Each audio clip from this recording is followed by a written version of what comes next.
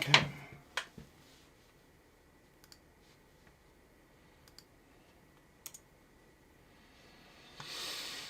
Alright. Now that guy should be going.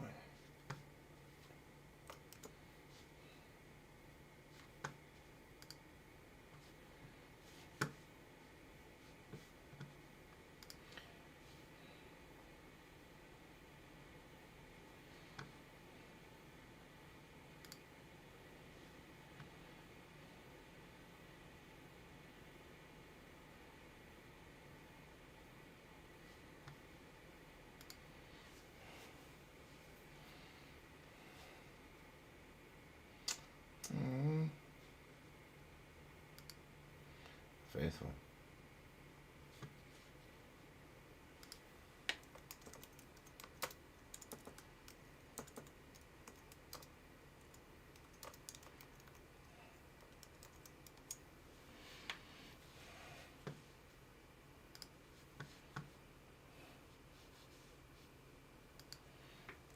Hello, friends.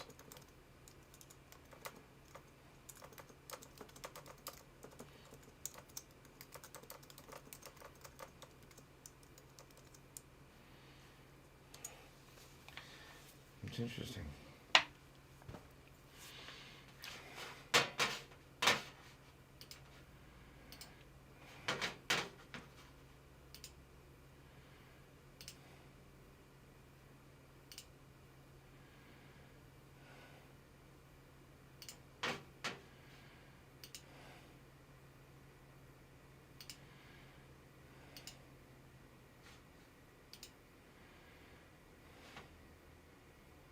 Done searching.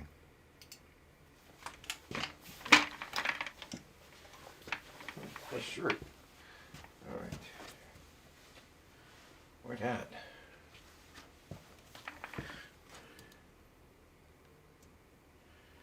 Tunes.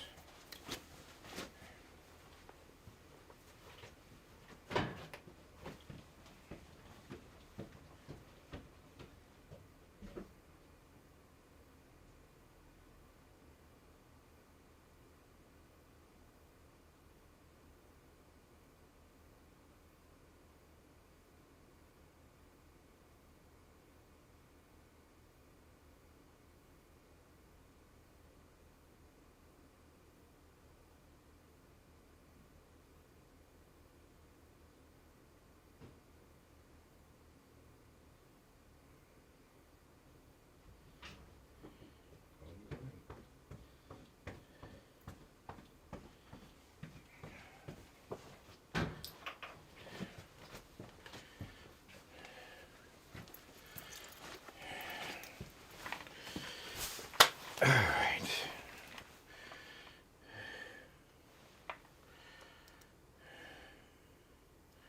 Well, testing.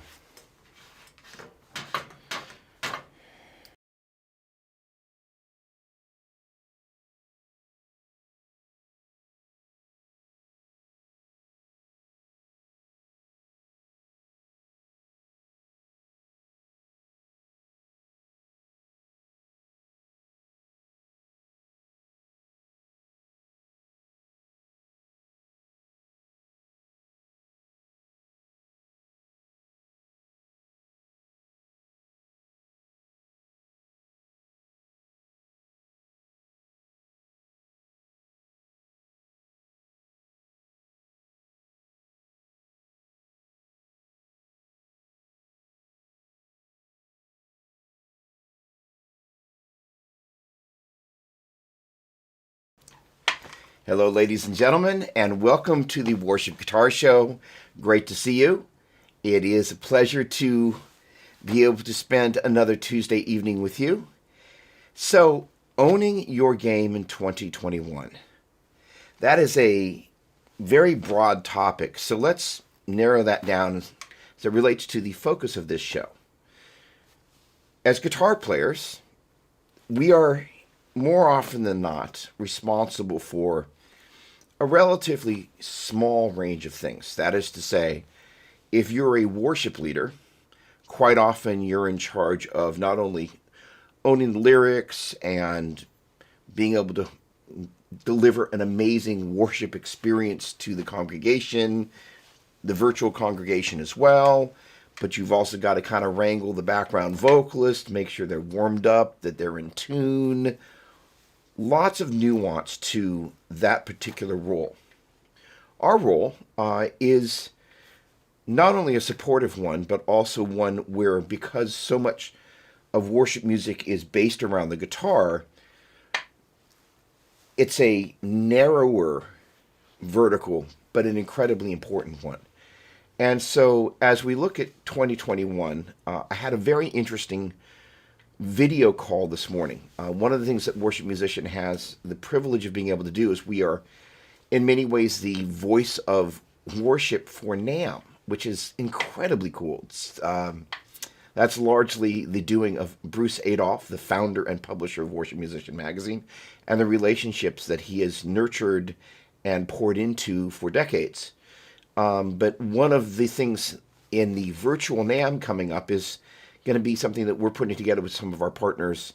That's a video, a 19-minute and 25-second video that's focusing on what the technical and the creative elements of the COVID and the post-COVID worship experience are going to look like. And I had an amazing conversation with a guy named Christian Ponsford, who you may not know yet, but I can almost assure you in the coming months, as well as some other people on the Multitracks team, you'll be meeting Christian. And the amazing thing about, first of all, their heart for worship, how they ended up becoming what and who they are, and the amazing responsibility that they have inside, Sunday to Sunday. If you think about the number of people that utilize their range of creative offerings, you begin to realize the breadth and depth of field of what they do.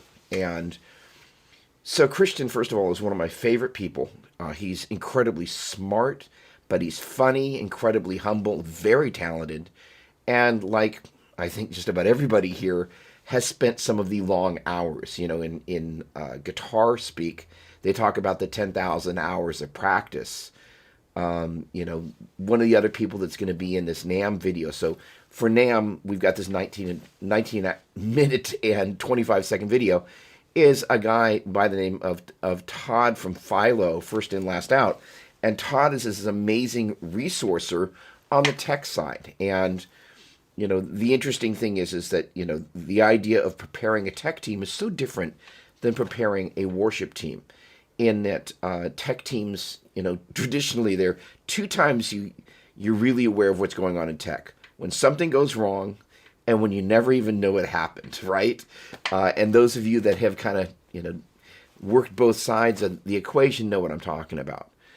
For those of us who love to organize that room where all the cables are hung and the labels and all of that stuff, people like myself, I love doing that stuff. But there are other people that are not so enamored.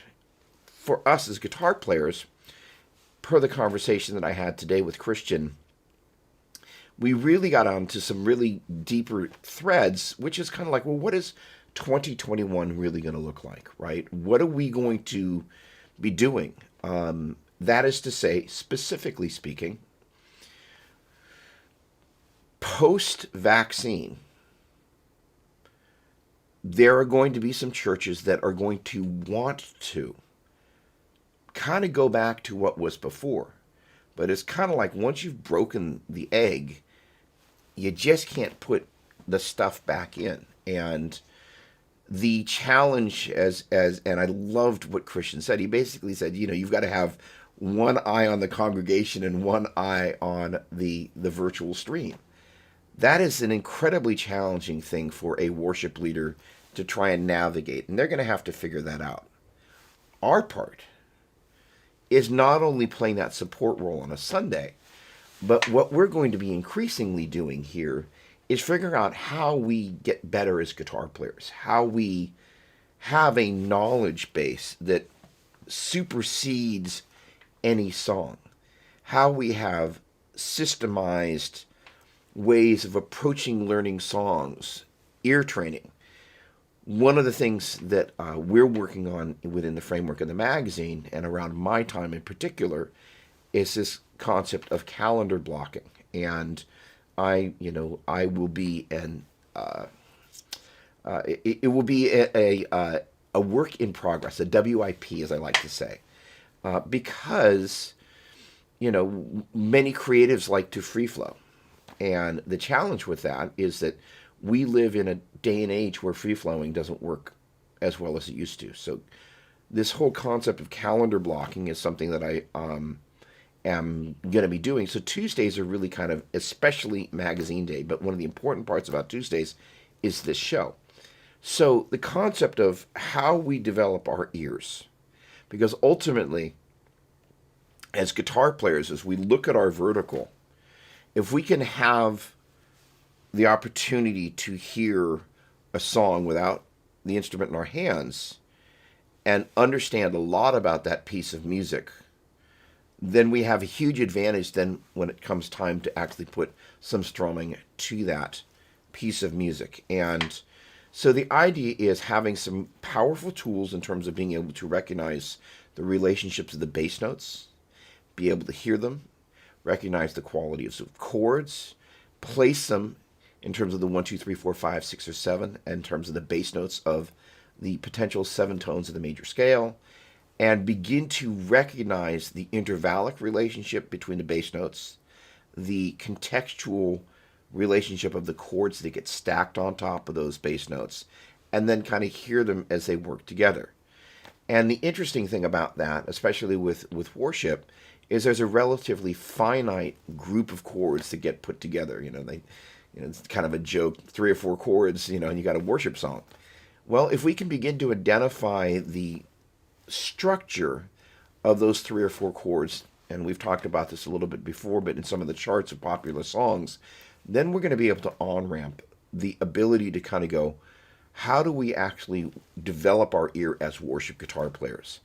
And that is a very interesting journey, because there is very little information out there specifically around the idea of ear training for worship guitar players. That means that identifying what are the things that we need to be listening for. That would be the bass note movement. 2, the quality of the chord. Is it major, minor, diminished? Is it sus? Do we know what sus means? What about the dreaded slash chords? What is a G over B? And why is that slash there? And what is the G part and what is the B part?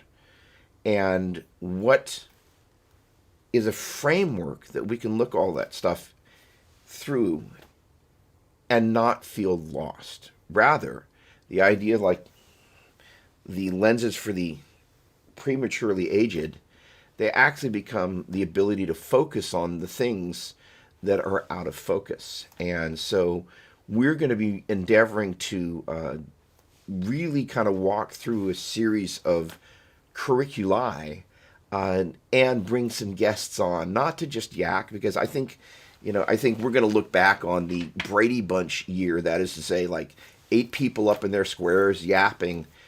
What we're endeavoring to do on the worship musician side in 2021 is really figure out how we can be the best equipping version of ourselves possible.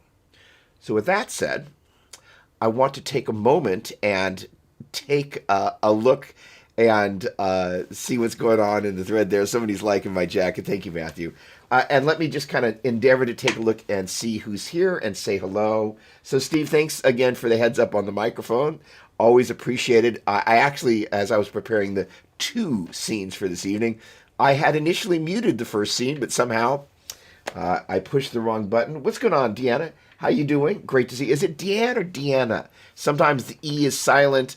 We do know, I think you're from Australia, and we figured out that it's not Dean, it's Deanne, and I think it's Deanna, not Deanna. Hello. Would love to know, love to watch live, but have to watch later. Sounds very interesting. Please catch us on the rerun. And the great thing is we're going to be really digging much, much deeper in 2021. So it's going to be really exciting. So awesome. See you on the flip side. What's going on, Forrest? How are you? Great to see you. All right, let me take a quick look over here, over in, let's see here, the YouTube side of things, what's happening over here. There we go. All right.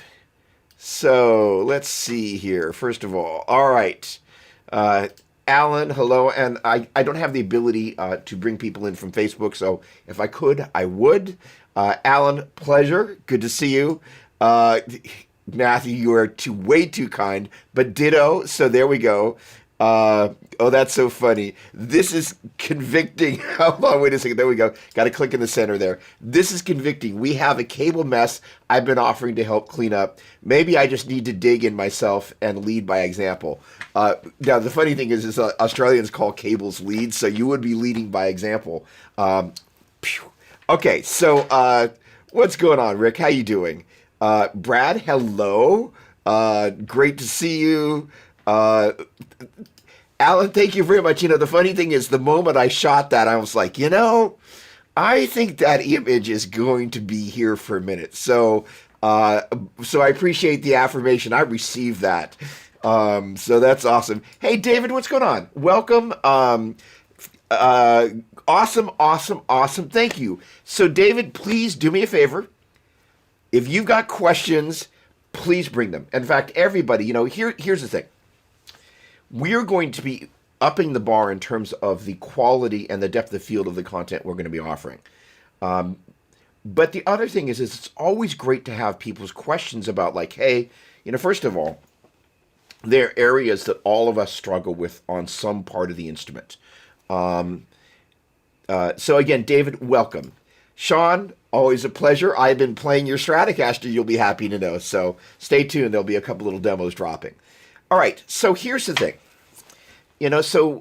I'll fess up. The funny thing is it's not necessarily in the framework of worship.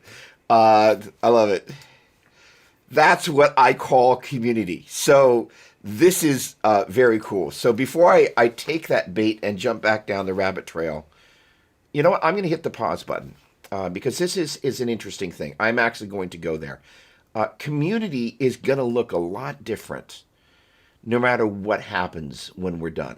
The concept of the number of people that are potentially going to continue to work from home, I think that is not going to ever get, again, once the yolk comes out of the shell, there's no putting it back. And for better, worse, or in between, companies are going to change the way they do what they do. Speaking of church, one of the things that we're going to be able to do is look at how we've done community, hopefully, and do a better job, and look at some of the ways in terms of the magazine of what we can do. For example, I love the fact that people, hello, Brett, great to see you, my friend. I love the fact that, we've got people that are regulars. We want to do a better job of serving you. Two, I love, when I see somebody like Alan greeting somebody.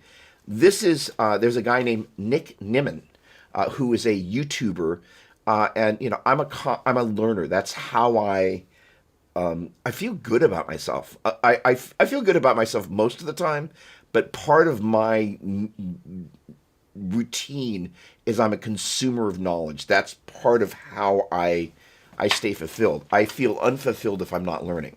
And one of the things he was talking about was this kind of virtual community that happens in the framework of a live stream. And, there are things that you can do.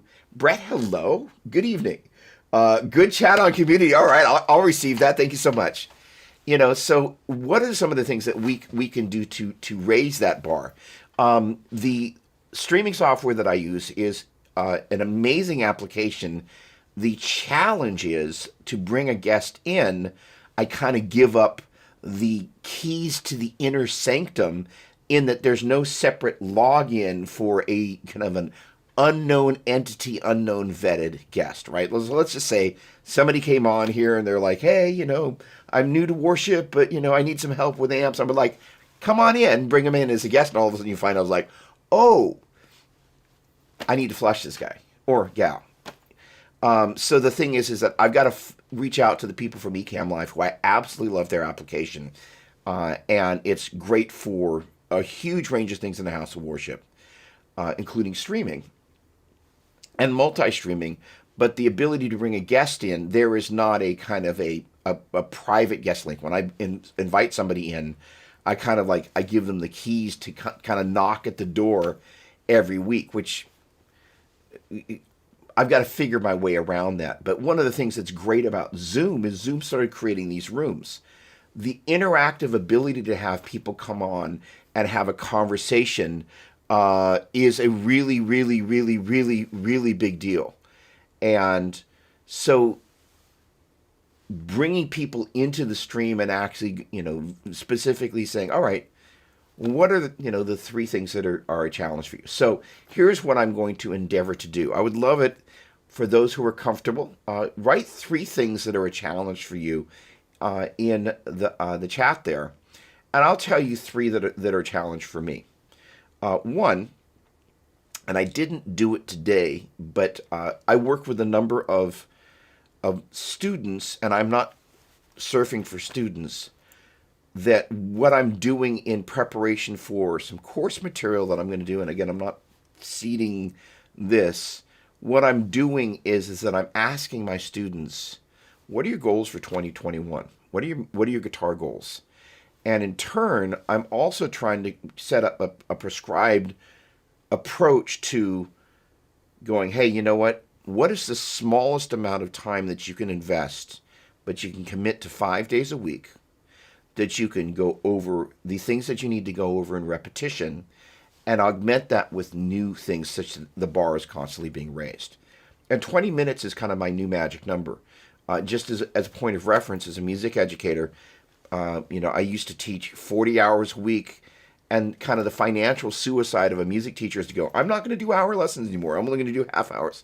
Now what I'm doing as of this upcoming Saturday, I'm reducing that to only 20-minute lessons so I can actually have a little bit more sanity to my Saturday, so I don't start at 9 a.m. and finish at 6:30 and just kind of go, I'm fried. The other thing is I also want to make sure that, for example, like my buddy Chris Alexander, who's probably going to show up, who's my last lesson that's from 6 until 6:30, I want to make sure that I don't have to conserve my energy to do that. So the point being is that in the process of serving that community of people, I'm trying to find the solutions and the vehicles and the tools to give people, all right, what is the smallest amount of time you need to practice, commit to 5 days a week?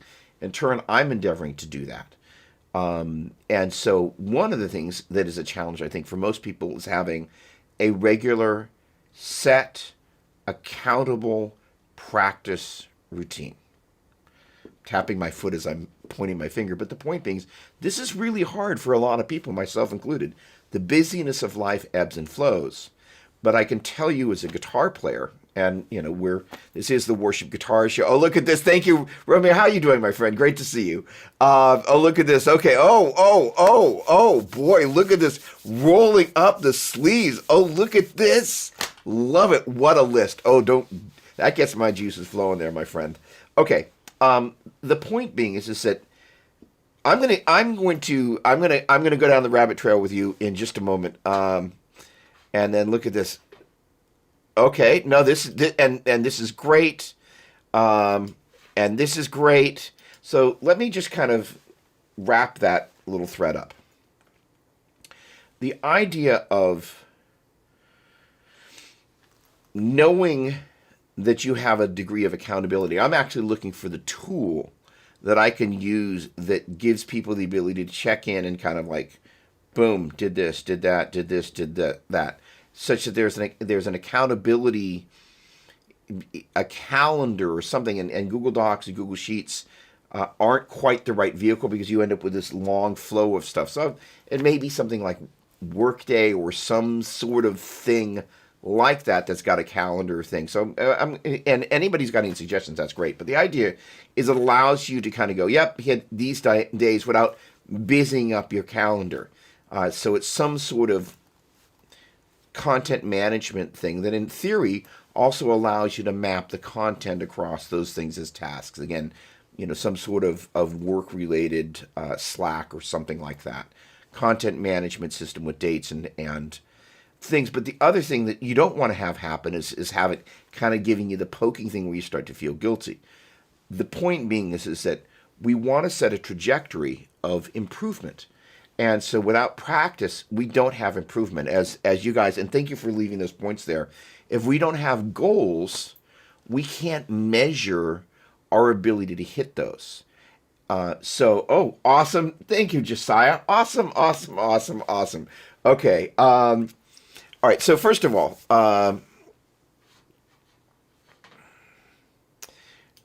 another learning nerd. Awesome. Why am I not surprised? Way to go. Okay. Brad Miller. The biggest problem I have is memorizing music to be able to play without a written crutch. Also remembering songs from week to week. Okay. There are, again, this is the exact sort of thing like dial in, come in, because there are a lot of nuances to that. Like one of the global things my students says, well, all right, top 5 goals, like play fast, and I'm like, okay, well, what is speed? I mean, do you want to play single string? Do you want to play cross the neck? Do you want to play diagonally? Do you want to do legato fast? Do you want to alternate pick fast? Do you want to do, picked arpeggios fast? Fast means lots of things. Memorizing music has lots of nuances, and so the idea is finding some strategies to be able to go. First of all, I'm gonna riff here. So bear with me, Brad. And this works for anything that you're wanting to study. And for example, there are quite often times where we have a couple of songs that are really, really similar, that if you don't have some system for keeping track of the likenesses and the dissimilarities, you can get into trouble. You guys know what I'm talking about, like a million songs in G, G, C, D, or G, D, C, like for example, Joel Houston songs are brilliant, but they have a tendency to meander through the same 5 chords. If you take a look at 1, 2, 3, 4, 5, 6, 7 of the major scale, he kind of plays the same relationships over and over and writes amazing songs. But if you don't have a way of being able to think about what the movement is, then you lack that context. So, Brad, knowing nothing about you as a guitar player, I can tell you fall into one of 3 categories, because we all do. And this is really important because this helps us. People are visual, auditory, or kinesthetic as their primary modality. It is entirely possible that you are a really heavily visual person, which is why the chart, that's your indoor. Or, and equally possible, that you're a kinesthetic learner. So when you present somebody, let's say I am a 4th grader. I'm in the back of the class because for people who are non-visual learners, they hide in the back because they feel like they're not as smart as other people because they don't pick stuff up as quickly, because your average teacher's up there, or at least used to be up there, on the chalkboard writing stuff out and then turning around and pointing at the chalkboard. If your gateway to learning is not the visual, that chalkboard is just kind of like, but, for people, for example, this stupid analogy I'm going to make is basket weaving. You can't really go, all right, we're going to learn to weave baskets today. Point 1, wet the stuff. Point 2, clean your workspace. Point 3, to show people how to basket weave, you start weaving a basket. And there's this tactile thing that goes along with it, like playing guitar. So we have to figure out what our gateway is in, because not everybody's a visual learner. And because worship teams have a tendency to rehearse really quickly and then do these, quick run-throughs on Sunday morning or whatever that is, we don't have the opportunity to digest that chart if you're a kinesthetic learner, where you're like, once you've got that song, So, I'm Brad, again, not knowing you, you're going to be my guinea pig example. So let's just say you're a kinesthetic learner. The thing is that, you kind of sit there and you play with a chart, but eventually you learn that song. And then when you look back at that chart, it's not like the chart informed you. It's what you learned about memorizing that song that allows you to look at that chart and be informed by taking what you've learned kinesthetically and putting that on the chart. That is to say, if you say to a kinesthetic learner, so can't you see that? It's a little chord shape, and they're like, no. And I learned this teaching guitar probably 20 or 25 years ago. I was like, I got a kinesthetic learner here. So I had to take a different approach to showing them how to learn. So literally, I would say, all right, well, first of all, what are on that bottom string there? What are the finger numbers, 2 and 4? All right, I want you to pick up the guitar and I want you to go 2, 4, 2, 4. All right, what's the next string? 1, 2, 4, 2, 4, 1, 2, 4, 2, 4, 1, 2, 4. Then I'd have them play it, look back at the page, play it, look back at the page, and I was using the tactile, verbal, kinesthetic sense to program that in there. And then when they look back at the page, once they've got it memorized here, they actually draw that shape in their head. It's a very interesting thing. That is to say, the visual learner, the gateway is the visual, and that is how it seeps through into kinesthetic. A kinesthetic learner is the exact opposite. At the very end of their process, they draw a little grid in their brain. It's a fascinating thing, but it goes in the exact opposite direction. The point being is that if by chance you're a non-visual learner and everything is presented on a chart, well, no wonder you're like, I struggle with that.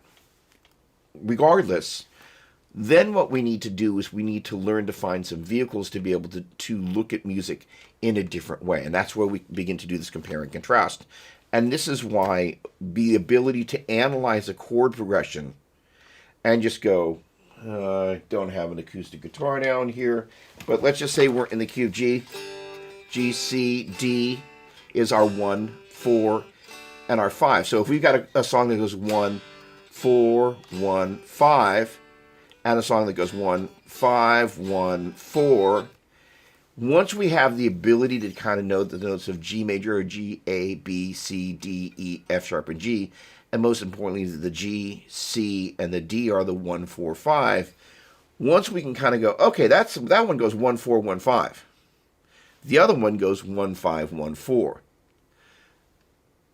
And then having a way of being able to just kind of, if you will, a musical craw, where you just kind of go, okay, when I'm on this song, this is what's happening. But the thing is that without a system of being able to kind of go, this is the underlying musical movement of what's happening, it's just G, C, G, D, or G, D, G, C, and it's a mishmash, as opposed to going, oh, this is what it is. And this is where the musical part begins to come in. And if everybody has a guitar close by and they can just strum, or just on their own, just go G, C, G, D, and then go G, D, G, C, and you begin to, after a while, begin to recognize very clearly G, C, G, D, and G, D, G, C. There's a very finite number of combinations, and if you can think of that as 1, 4, 1, 5, and 1, 5, 1, 4, sooner or later,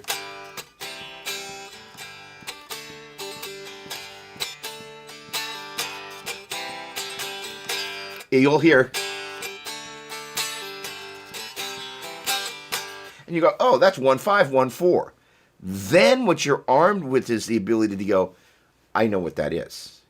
And then when you know what it is, you know what it is. Now, it may be in a different key, but this is where the challenge lies for a lot of us, is that, first of all, with multiple worship leaders, the key is like this moving target, especially if we have a song that's led by a woman one week and a guy the next week. But if we have a way of being able to kind of go, oh, well, that's really just the 1, the 4, and the 5, it's one of the advantages of capoing. I'm not a big capoer, but one of the great things about capoing is that if you have the ability to kind of see things that are kind of written in such a way that you're capoing, and, if you will, your tonic chord is an A shape, or you're capoing and your tonic chord is a G shape, or you're capoing and your tonic chord is an E shape, or a D shape. And that's equivalent of, if you look at classic rock,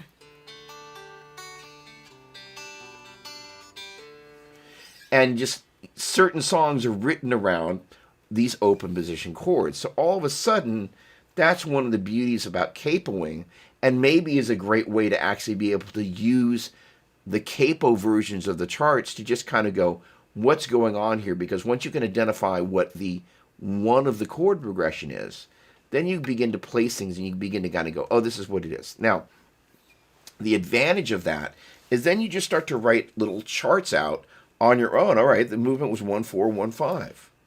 And then you kind of begin to go, oh, okay. And then there's this moment where you actually, instead of just being something you wrote out, you actually hear that it's 1-4, 1-5. Your ear memorizes that.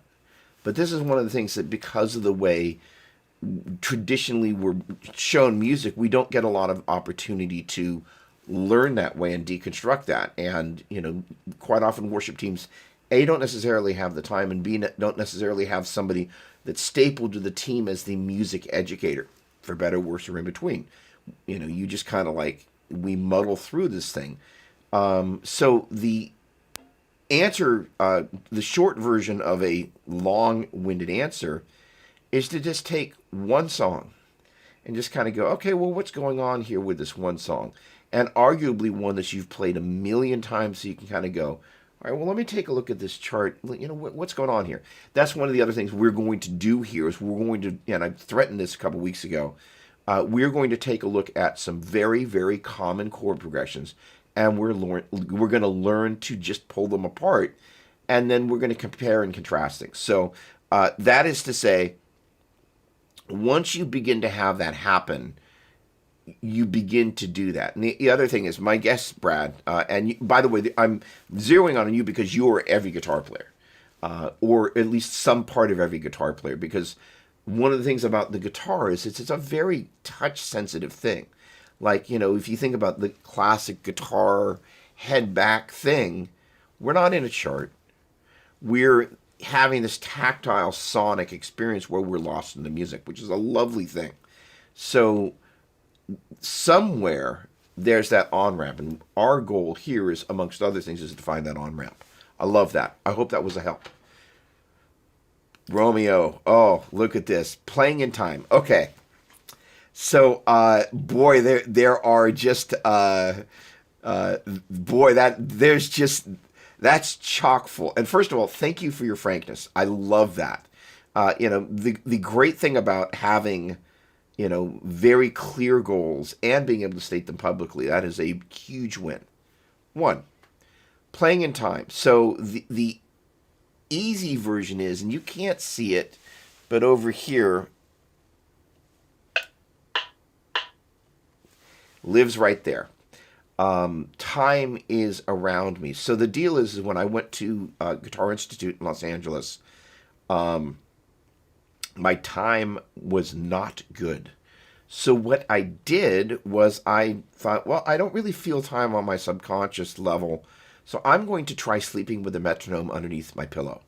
And as wacky as that sounded, it worked wonders, because I knew I needed to find some way that I could feel time internally.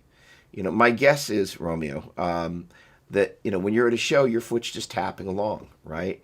So this is part of the thing. And, oh, I love this. Oh, this is going to be good. This is going to have some meat on the bones. A lot of us aren't taught what to listen for. And it's an interesting thing. I am spending a lot of time kicking my own tail trying to play better than I did the day before. And in so doing, one of the things that happens with many, just about all musicians, is the tendency that when you get excited, you have a tendency to speed up, and or you stop focusing on the markers, in this case musical markers, that are kind of like the road signs when you're driving down the freeway and you're doing 65 in a 40.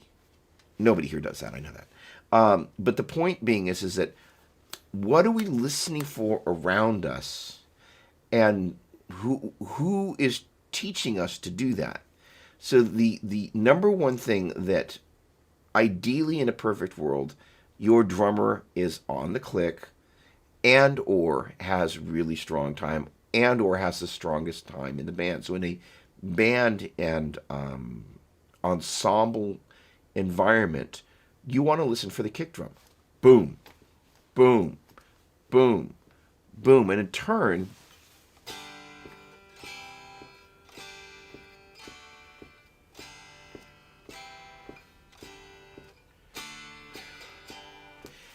locking with that pulse. And the great thing is, part of why people's time meanders is sometimes they don't know what to listen for. The other thing that's an interesting part of this is that vocalists who are on the click have a tendency to turn the click off. So what ends up happening is they have a tendency to rush on fast songs and slow down on ballads.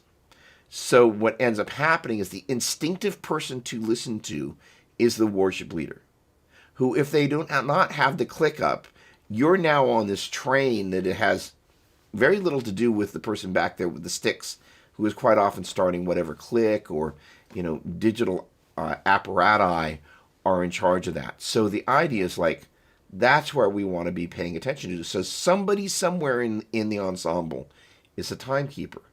So it's a matter of going, well, who is the timekeeper?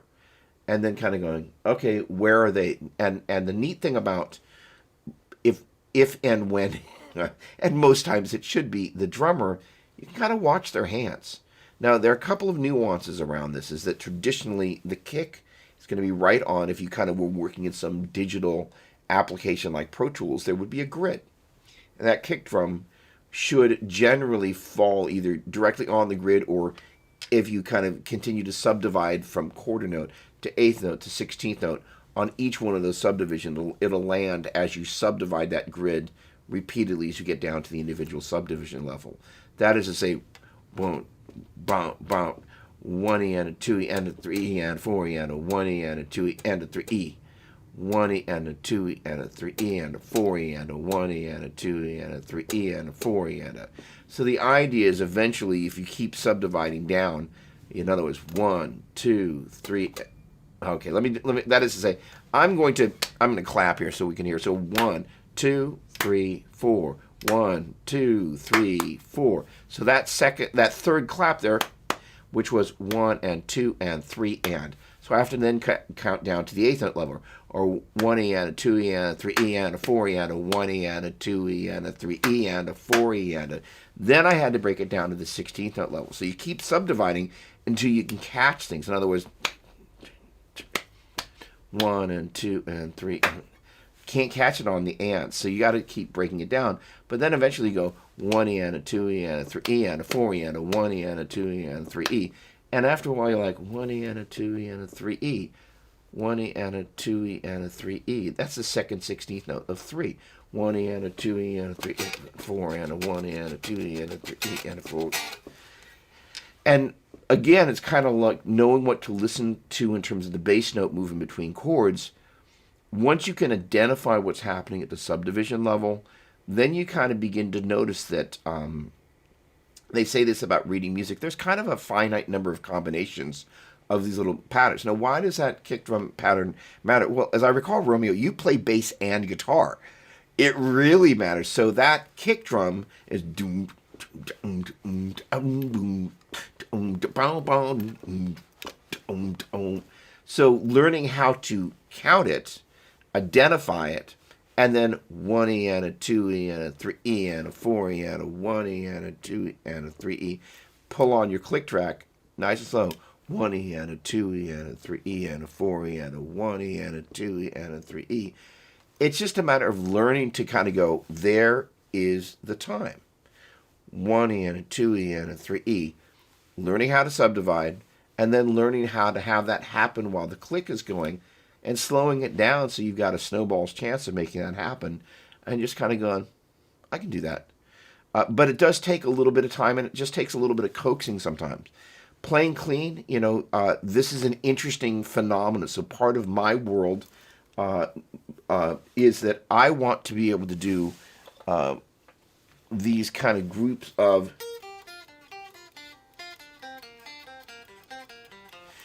four notes with the pentatonic. And one of the things that makes that hard is when you get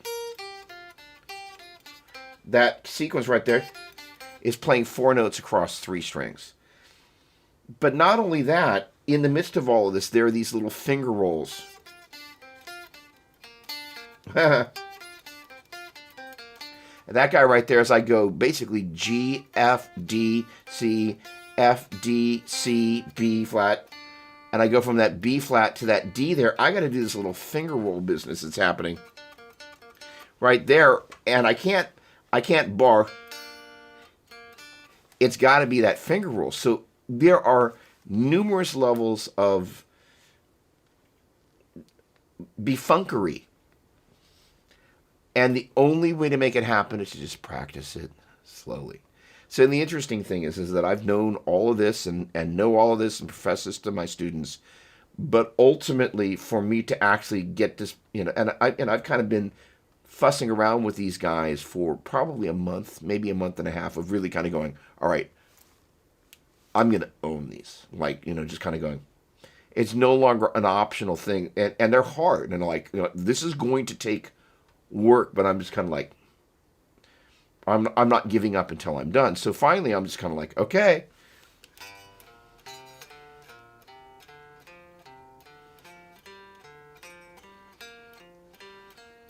Because you're just programming it. They say, for programmers, garbage in, garbage out. If you rush when you're programming code, you're going to get mistakes, as opposed to like, I'm going to practice it slowly and meticulously, and I'm going to do it 5 days a week. And that's in my first 10 minutes. And so the deal is that there's accountability, and there's tremendous drive to owning that. So I promise you, once you identify the things, again,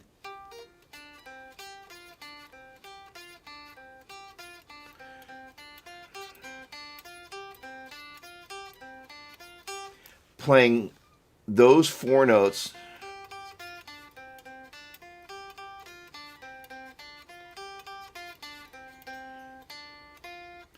across 3 strings.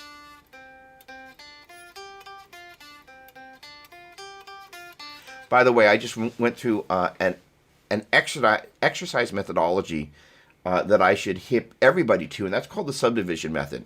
I went 1, 2, 3, 4, 2, 2, 3, 4, 1 and 2 and 3 and 4 and 2 and 2 and 3 and 4 and. By the way, that business 1, 2, 3, 4, 2, 2, 3, 4. I'm counting measures there, which was pretty obvious because I went 1, 2, 3, 4, 2, 2, 3, 4.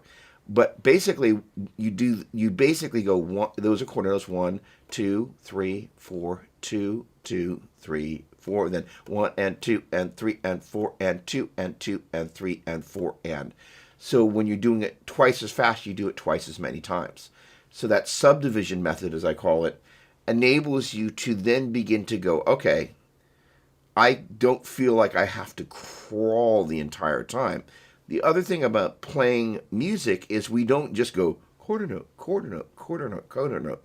Things are constantly kind of building as we get to the loudest chorus. We're potentially at 8th notes or some 16th notes maybe. But when we're at verses, we have a tendency to go back to longer notes. So the idea is music, it constantly has that ebb and flow. So part of what we need to do is to be able to shift gears as we navigate between those two extremes. So the subdivision method, allows you to lock in what you've done at a slower tempo and see if you're able to do it at double speed. And if you're not, just slow the whole thing down or just wait a minute. But the point being is that methodology is great for developing clarity. And again, it's just a matter of going, what are the things that I do that need some work, and just kind of going, let me take one of them. The other thing about playing with feeling is that this is where 99% of most players go wrong, is they kind of go versus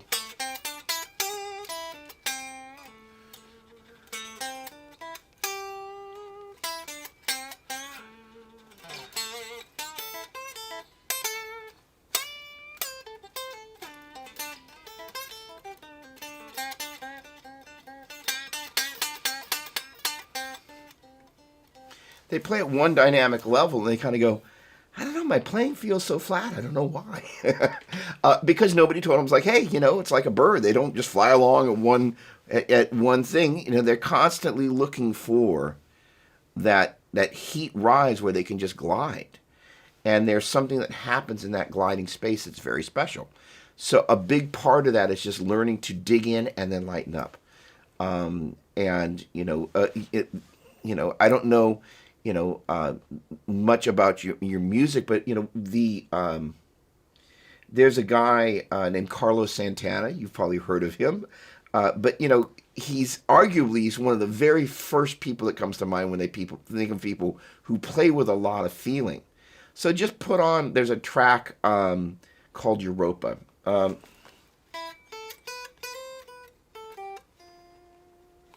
And just kind of play some air guitar with your guitar in your hands. Don't worry about hitting the right notes. Turn the track up and just play along and listen for how he's cashing that check. And when it goes to the B section,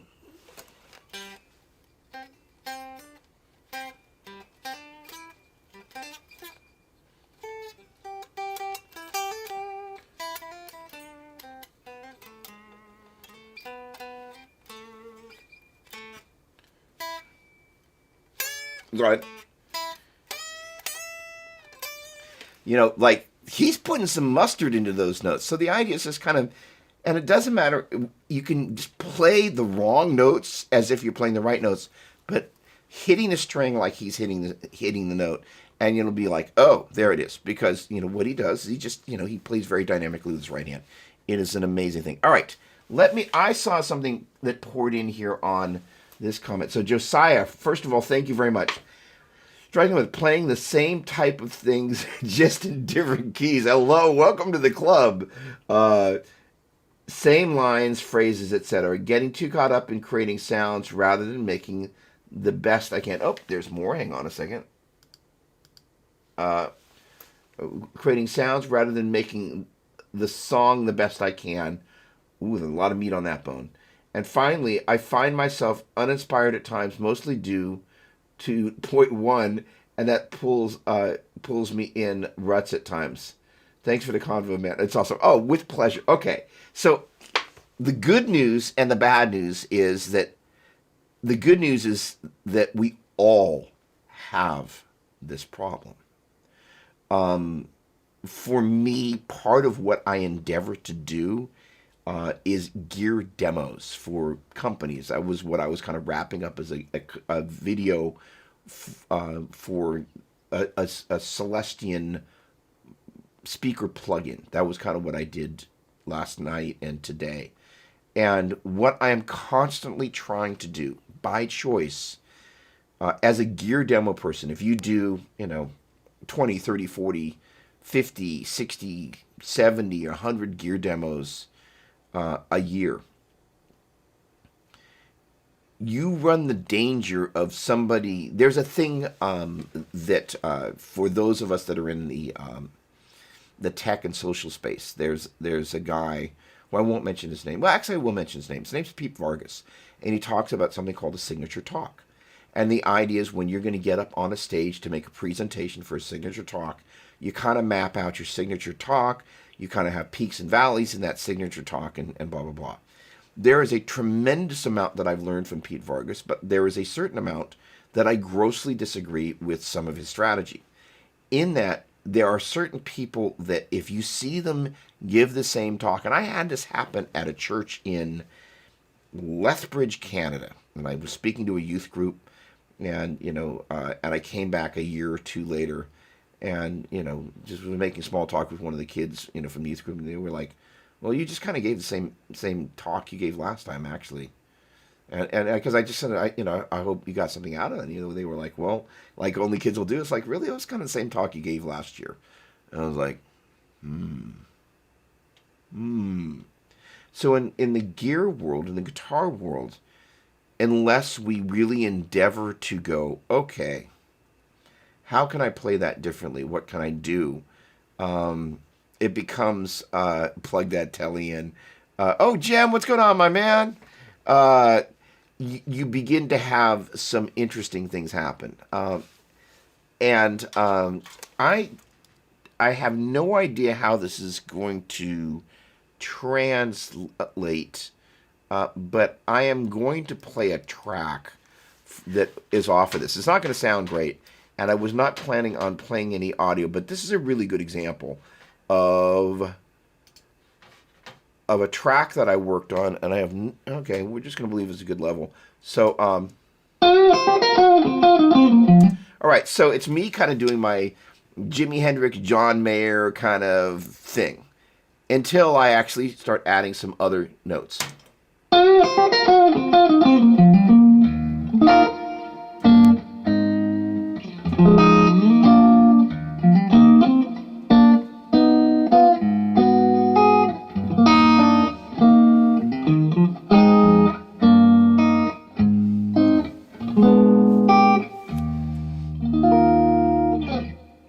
Now, I could have played the same old monotonous so-and-so that I've allowed myself in years past to do, but eventually if somebody tunes in and sees me play the same thing 2, 3, 4 times, they kind of go, that is boring.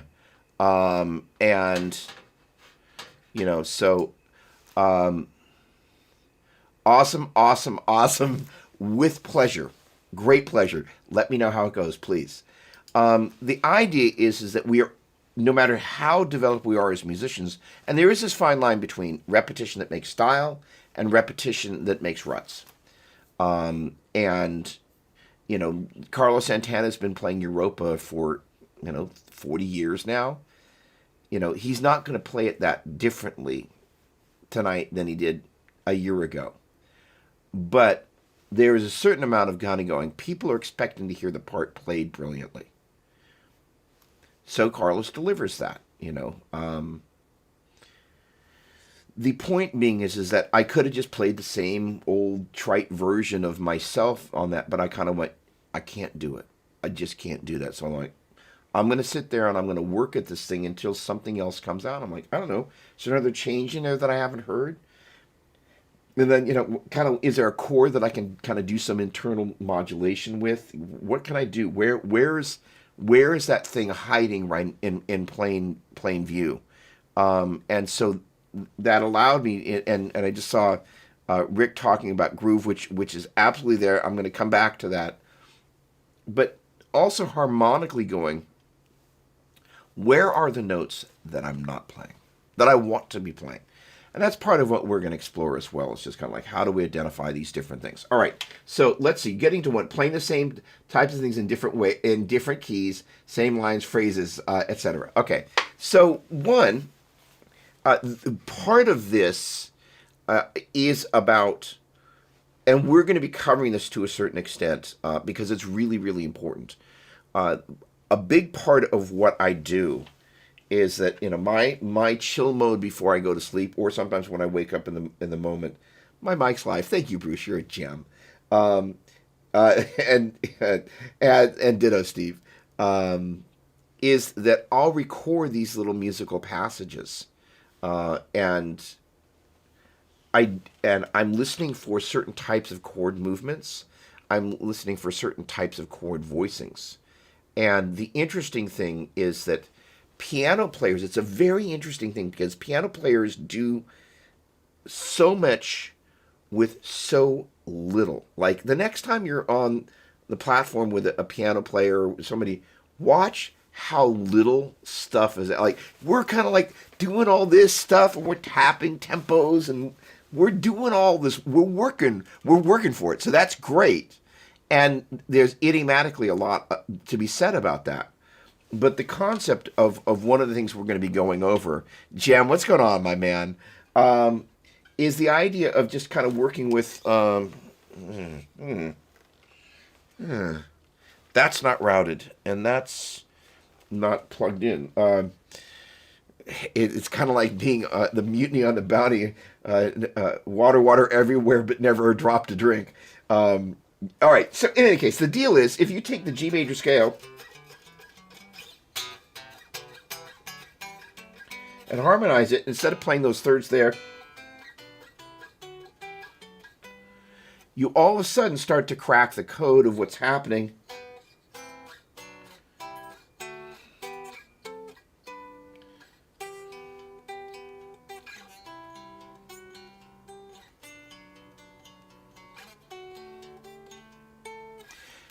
realize I'm a little out of tune there, but the point being is that by creating some air inside the chords, which is something most guitar players don't do, we begin to find, Jim, we begin to find the fact that we don't have to fill up all the space. And this is one of the funny things is that as guitar players, especially worship guitar players, where's the reverb? More reverb, That's actually, oh man, what a great meme.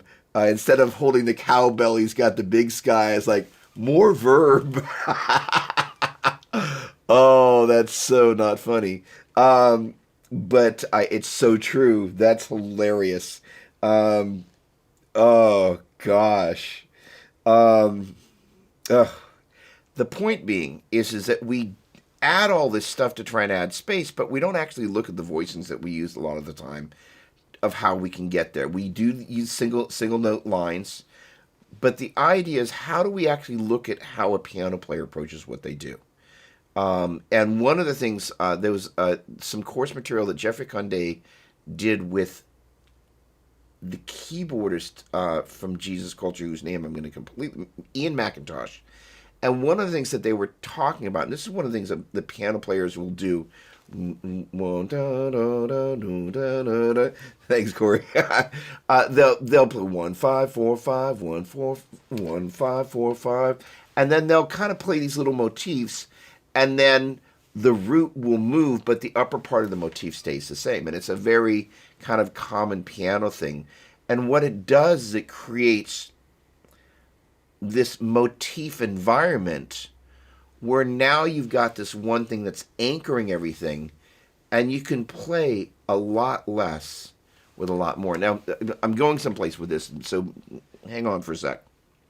And it relates specifically to this thing. I was lying in bed listening to this one particular composer, film composer, because what they do, if you think about music for TV and film, they create a mood for the moment, right? So you're seeing some sad scene, minor chord, minor motify type of thing, very sad, little slow melody. And they're constantly creating musical support for visual cues. We don't really think that way when we play guitar. Yes, idiomatically, it's a fast song, it's a slow song, but we don't have that contextual, especially somebody that gets paid to write compositions for film or TV. Their gig is they're getting paid to create that musical atmosphere that makes you feel a certain way because what you're hearing is aligned to what you're seeing. When you approach music like that, it's a dramatically different approach to what you're listening to, what you're looking for, the cues you're looking for. And so what happens is you start making different musical decisions. The challenge is that if you don't have kind of the baseline of information to draw upon as you go to drink from that well, then you're kind of like, well, I want to play something, but I don't know how to find that, which is what I'm looking for. And so we'll be spending some time just kind of working with triads, and once you can identify the core notes that are the main chord tones for each of the bass notes of generally the 7 notes of the major scale, is the progression just moving around, bouncing around, and just filling in the blanks with those chord tones that are basically the 1, 3, and 5 of each of the 7 modes based on the 7 tones of the major scale. Then you kind of begin to go, oh, so it's either those notes or the notes next door to them. And once you kind of begin to think about it, it's like, okay, well, once I know where the notes are, then, the chord tones, and I literally, just kind of like a minute ago, I did it basically voiced 1 5 3 1 5 flat 3 1 5 flat 3 1 5 3 1 5 3 1 5 flat 3 1 flat 5 flat 3 1 5 3. Once you kind of begin to know where those are, well, what if I go 1 5 3 1 5 4 1 5 flat 3 1 5 4 1 5 flat 3 1 5 4 1 5 3 1 5 sharp 4 1 5 3 1 5 4 1 5 flat 3 1 5 4 1 flat 5 1 flat 3 1 5 4 1 5 3 1 5 4. You begin to just kind of go, I'm just going to take, I don't know, the 4, and I'm going to add that to whatever 1, 3, and 5, or instead the voicing was 1, 5, and 3. and just add that flavor in there. And after a while, you kind of begin to go, okay, now I can hear that. And the trick is to answer your implicit question, how do I know which one to use? What my whole thing is, and again, you've heard me spout about this, and it's not like I'm some rock star. I've spent so much time studying music that I'm kind of like, where's the honey? Where is it? So I'll sit there, at 6 a.m. or 5 a.m. on a Sunday morning, and we'll have stayed up until 11 on the Saturday night, playing along with the thing, because you can't play all five parts from the multi-track arrangement, and there's no kind of like, here's all the parts distilled into one. You kind of sometimes just have to go, well, what am I going to play here that sounds like the song and or supports the melody? Which means sometimes you sneak in some notes that are in the key but aren't necessarily in the guitar player's chords, but those next door notes are the ones where the melody sits a third away quite often. And so you're fine. And, the thing about the way chord progressions work is that not only does the kind of the home chord, for example, G major in the key of G, well, when it goes to the B minor and the C major, the 1 flat 3 5 of that B minor are the sweet notes to have the melody resolve to over that chord. But if you're wanting to use that B minor to create a little bit more tension, you may not actually use the best resolution notes of that B chord. You may actually use some notes that are creating a little bit more tension over the B, but create a better resolution when you get back to the G. So that means that vocal melody is sometimes actually not going to be the best sounding note over the B chord. It may fit in that key, and with worship music it almost always fits. But what it is that if you play just the dumb notes of the triad, sometimes the right note of the chord is not the right note against the vocal melody. So that's why you're sitting there listening, kind of going, that's what that vocal note is, and that's the note I'm playing in that chord. That doesn't feel good. So what starts to happen is you start to find the notes that feel good. This is my favorite thing in the world, especially with worship leaders who can really sing and really lead, is I'll be playing something and I'll create a guitar arrangement just in the same way a piano accompanist will create a keyboard arrangement, that somehow they take all that stuff, all that information, they can sit down there at the piano and you go, there's a song. There's no drums, there's no bass, there's no 5 synth parts, no reverb. That was a joke. But somehow they've distilled all that information down into the song. That accompanist approach for guitar is not something we're taught to do, and it's something we just kind of have to endeavor to do.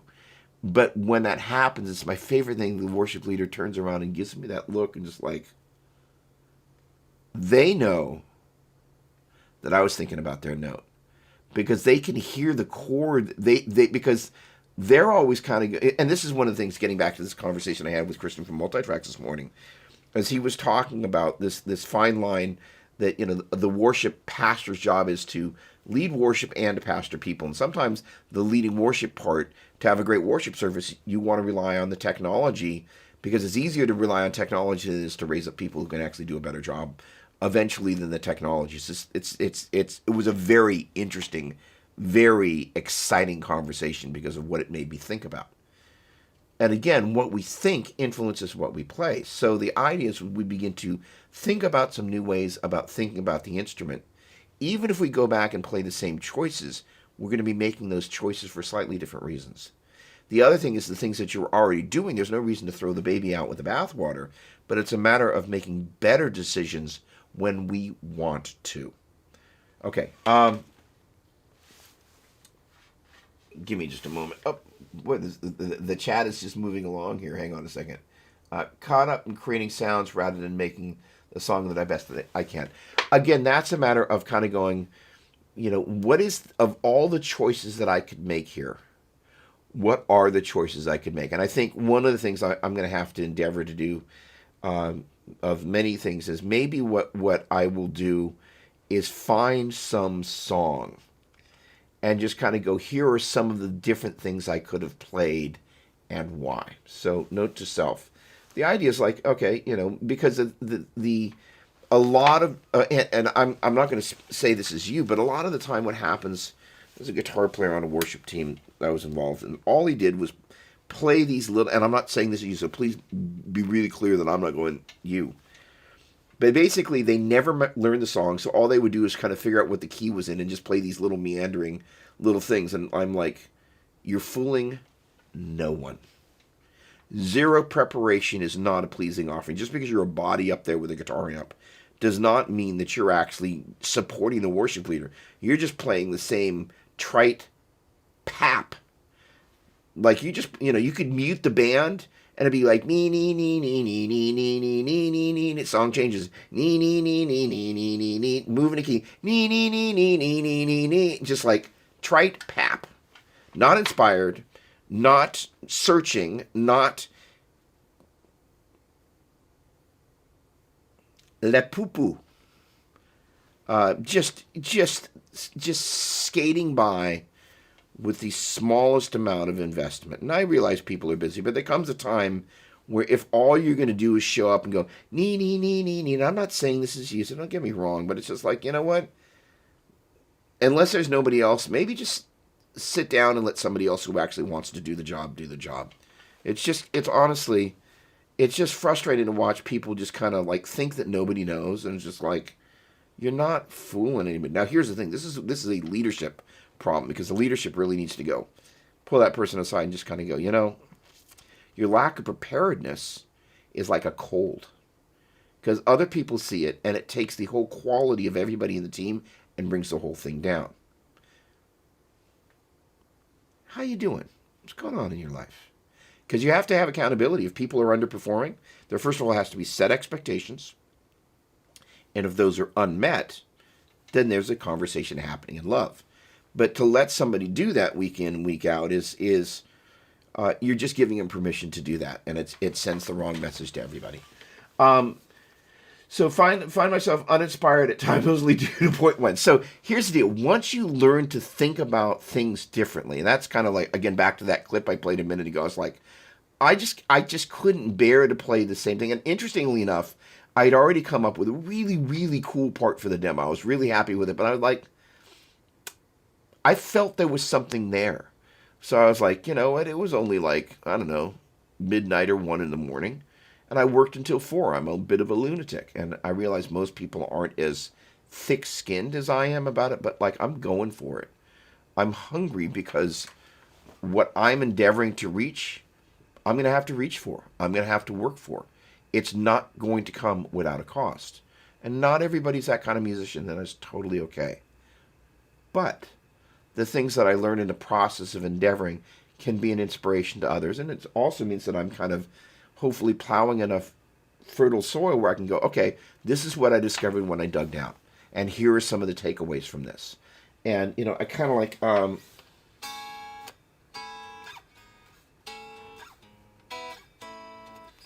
totally out of tune, but I went high, low, high, low, high, and then kind of this little lovely little chord there. But I just went, I don't know what happens if I da dum dum da.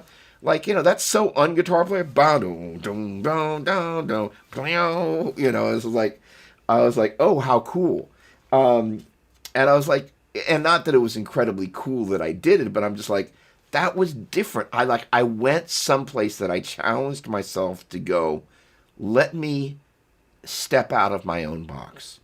And sometimes it's a matter of just sitting there and massaging stuff and going, there's something there that if I it's this thing, they talk about, the great statues. You apparently, like, you chip away and you sit there with the hammer, and it's not, until you're, a bunch of effort is made, all of a sudden the piece falls off. It doesn't look anymore like, the David for a long time, but you just got to keep chipping away. But the goal of what we're going to do is create a fabric that makes that more rewarding and more exciting, and provide some legs to that and some musical examples. So, there we go. All right, awesome. So I hope that's a help. I'm inspired, so there you go. Steve McFarland, check out Workday for functionality. I use it for work, and it's really an okay platform. Objectives and key results. There we go. Hang on. Oh, there it goes. Good. I love that. All right. Not sure if That's exactly. Yeah, so Workday sounds like a great option. I love it. All right.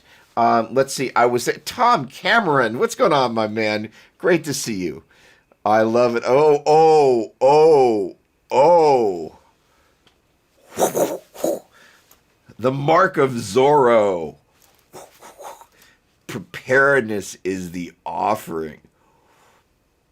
Okay. All right. So the taskmaster in me just wants to wave that banner loud from the rooftops. There are times that people, for a range of reasons, don't have the time to do that. But again, this is where the whole thing about team guidelines, not rules, but guidelines. You let people know it's like, this is what's expected. This is the whole thing, is managing people's expectations. Because if I'm on a team where, I know that the expectation is oh, Matthew, I knew you were going to take that bait. Woohoo! So the here's the thing, and this comes down to leadership. If leadership lets somebody kind of get away with either being super slacker or doesn't have the leadership conversation with the rest of the team, because there are things that just need to be talked about. Like when there's a dynamic of somebody continuously showing up unprepared, it really hurts morale and it breeds resentment. A good leader kind of knows how to make peace and keep peace, which means it's like, hey, just so you guys know, not everybody has as much time. Some folks on the team, without mentioning any names, are going through a tough season. Their plate's really full, and so just know that we have some expectations, but every so often we just have to just bend a little bit. But it's not healthy for people to stay in that extended bent state. It's not healthy for teams. It's not healthy for individuals who are unable to perform. And I mean, most people feel badly when they're oh, that's, I love it. Warm hug, and this is the thing is that, it's an interesting thing. Like what Christian said was about, that the WP worship and pastoring. There's the bringing worship excellence. This is the other thing is there is a task at hand. Not that worship is classically a task, but there is a certain amount of just in the kind of like people show up. They don't want to watch the worship guitar player fumble through the chords again for another Sunday. Clearly not know the songs. And this is, and I have to be really careful. So just so you know, I have to guard myself because I can become really judgmental and, stand on the pedestal, and that doesn't really help anybody. And honestly, it alienates more people than it inspires. And that's not, that means that I'm not helping people win. That's the goal, is that the more people who quote unquote have a win experience, the better off we are. And sometimes that means we have to pull the bar down a little bit, and that's okay, so long as there are reasonable expectations that are reasonably conveyed. But the concept of taking people along is an important thing. All right, I saw something else over here. Lady Betancourt, welcome. I hope I didn't just kill your name in terms of the pronunciation. But okay, hang on. I think I saw more verb. Jam, what's going on, my man? All right. Okay, good. Let me see if I can answer. 50th anniversary AC30. Yes, it is. Brad, awesome. Okay, hang on a second. Hold on. I'm scrolling in the wrong direction going, wait a second. Okay, hang on. There we go. Andy Johns. I love it. Less watching gear reviews and more practicing. Tell me about it. Okay, Alan, there we go. Learning the neck better, cleaning up, picking hand, using pinky effectively. Okay, boy, I love that. Now that is endeavorous. There's lots of really, really good stuff there. One of the things that I will do, and I don't have that set up here this evening, but it's basically the 5 patterns of the minor pentatonic. And I am a little bit of a, here's the thing, is that it's easy to have high standards for yourself and just kind of hold other people to those same high standards. And honestly, not everybody is capable of delivering. But I will say, as guitar players, most of us endeavor for a lot of the same things. So when I share the 5 patterns of the minor pentatonic with you, if you were to ascend and descend the 3rd and 2nd string, there is more pinky action going on that 3rd and 2nd string. Oh, I played a wrong note. Oh, my word, I'm so embarrassed. Trying to talk and play at the same time. But you can also toggle up one side and down the other, and attempt to talk and chew gum at the same time.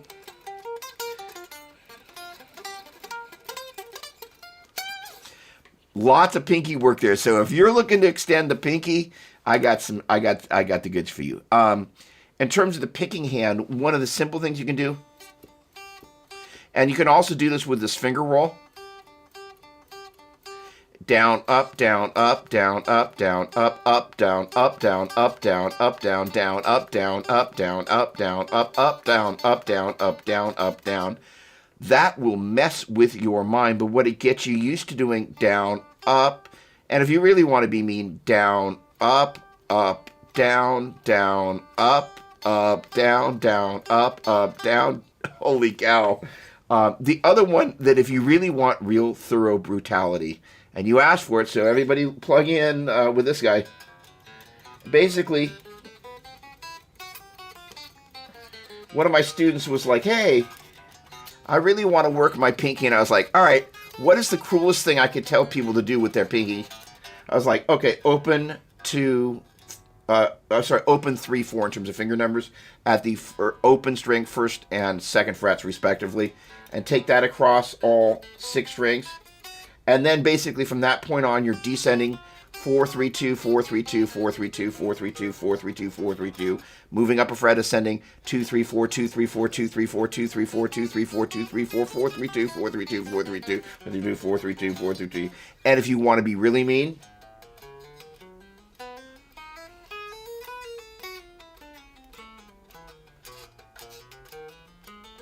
add picking the first note and hammering on the 2nd and 3rd, or picking the first note and pulling off the 2nd and 3rd. If you want to work the pinky, roll call is effective. And then the other thing that you can do with the pentatonic is basically play every other, I should say not every other string, but basically play the pentatonic pattern on a diagonal. That is to say, the lower note on the 6th string, upper note on the 5th string, lower note on the 4th string, upper note on the 3rd string, lower note on the 2nd string, upper note on the 1st string, and then just kind of the mirror image of that back. And then you can, if you're feeling particularly mean, you follow that sequence across the guitar neck.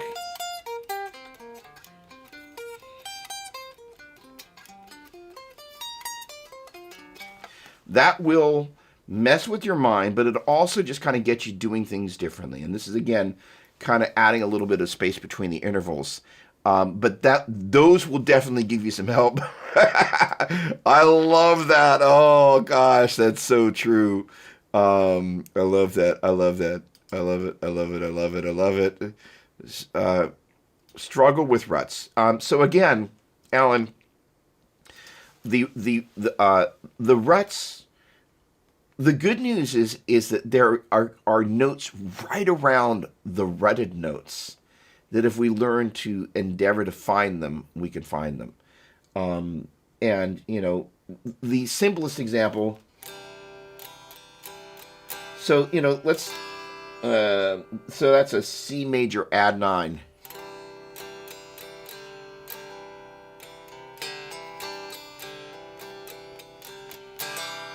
So if I just kind of start messing around with that first finger,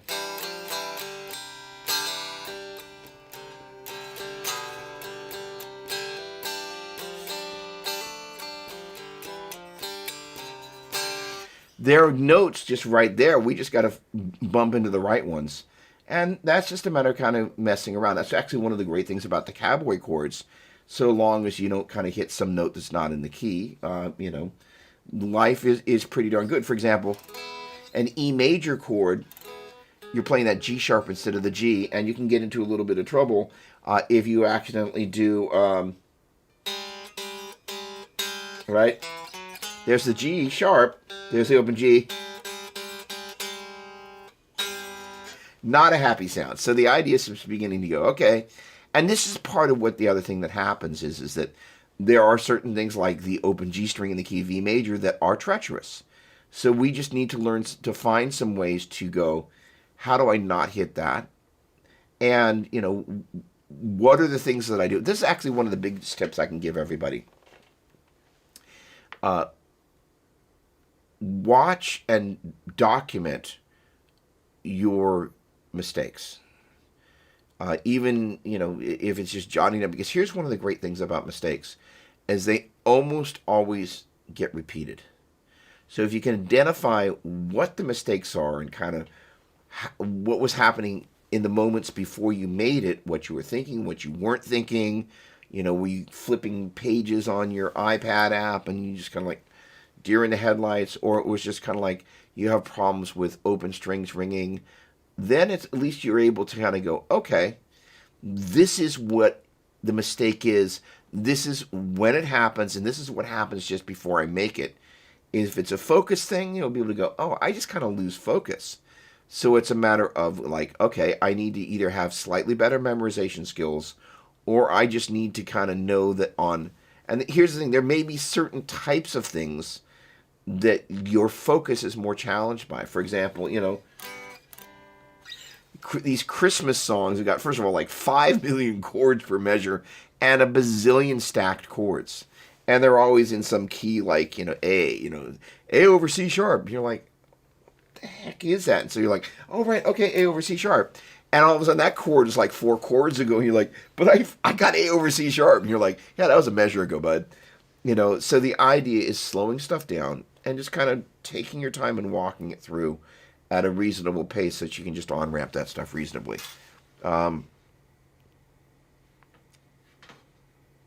Oh, wow. Okay, hang on. Let me jump over to this side. There we go. Problems facing. All right.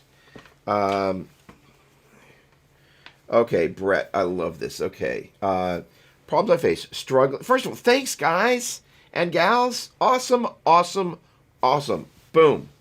All right. Struggling with feeling disconnected as a musician while playing in worship service.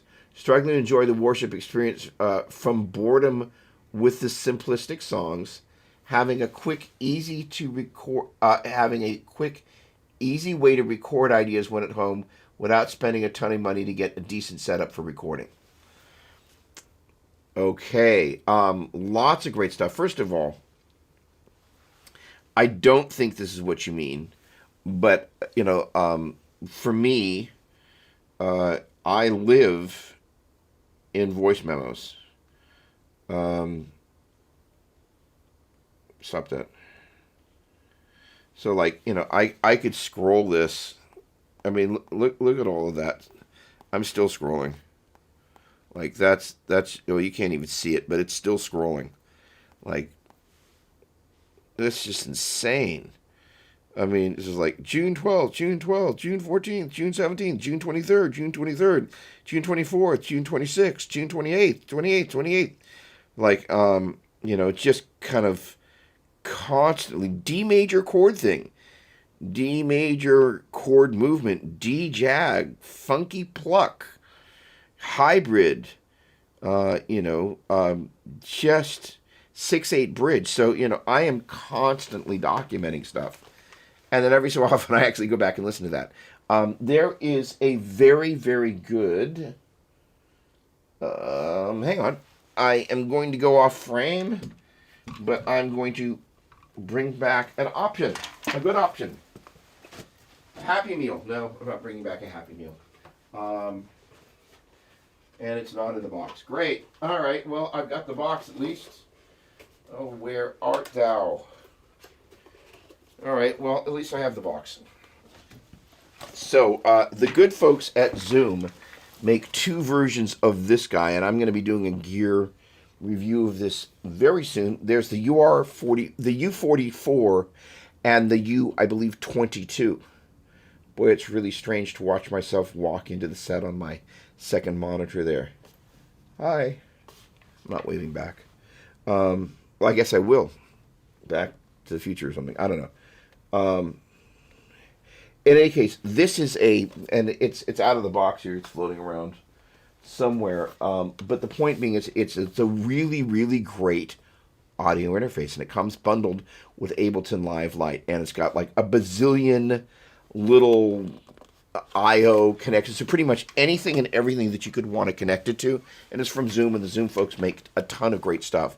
It's a great vehicle to be able to not have to spend a bunch of money. That guy is like, I bought both of them, and hang on, fine, Sweetwater, Zoom. I wonder if that'll come up if I just go like this. We even have to type Zoom. $179.99. 4 out of 5 stars. Who panned that?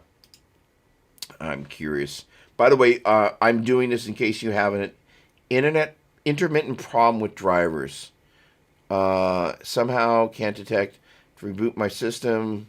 I've got an on and off relationship with this interface. They must be on a PC. Okay. In any case, the thing that I always do is I go over to Sweetwater. I not only look at how many stars it's got, I also make a point of reading the worst review. And the reason being is there are 2 types of people who write the worst review. One is the trolls who just have a bad attitude about pretty much anything. And, they could find the best guitar in the world and they'd find something wrong with it. And then there are people who have a real problem where the piece of gear takes a real dump on them. And those are the people that I want to see what their experience is. Also, the trolls, even besides the fact that they are actually trolls, usually have some point that is actually legitimate about their incessant whining. That is to say, one can have a problem with a piece of gear, write a bad review without being whining like a small infant. Say, wasn't well made, really disappointed, but it gets very personal and, just silliness. That is to say, that as an audio interface, you now have a DAW. Ableton Live Lite is it's a great DAW, and it's a great entry point. It's not a lot of money, and you've got pretty much everything that you could potentially want to connect. So that would be great. The other thing that's happening, Brett, is that I will invite you over to, I'm moving Doppler's Gear Garage to Saturday mornings at 9 a.m. starting 9 a.m. Pacific starting this upcoming Saturday. And one of the big focuses we're going to be focusing on is gear technology and recording. That is to say, not just on the guitar side of things. So, yes, that is one of my gear, and recording is one of my love languages. And that'll be a big help. So here's the thing. What's great about simplistic songs. So let's make an analogy here. One of the reasons I love session players is they find the genius part kind of no matter what they're playing to, right? And that is to say, they find the thing that fits. So simplistic songs in many ways are a lovely challenge, because then it gives you the opportunities like, here's the thing, is unlike the Christmas songs where the chords are going by so fast, you're like, I won't have to play those for another 11 months. Not that there's anything wrong with Christmas songs, but some of them they just have so many chords, and they're not guitar friendly chords. Let's be really honest, right? But, the idea of simplistic songs that are pretty straightforward, they really lend themselves towards finding those notes that, again, a minute ago I talked about this B minor chord in the key of G.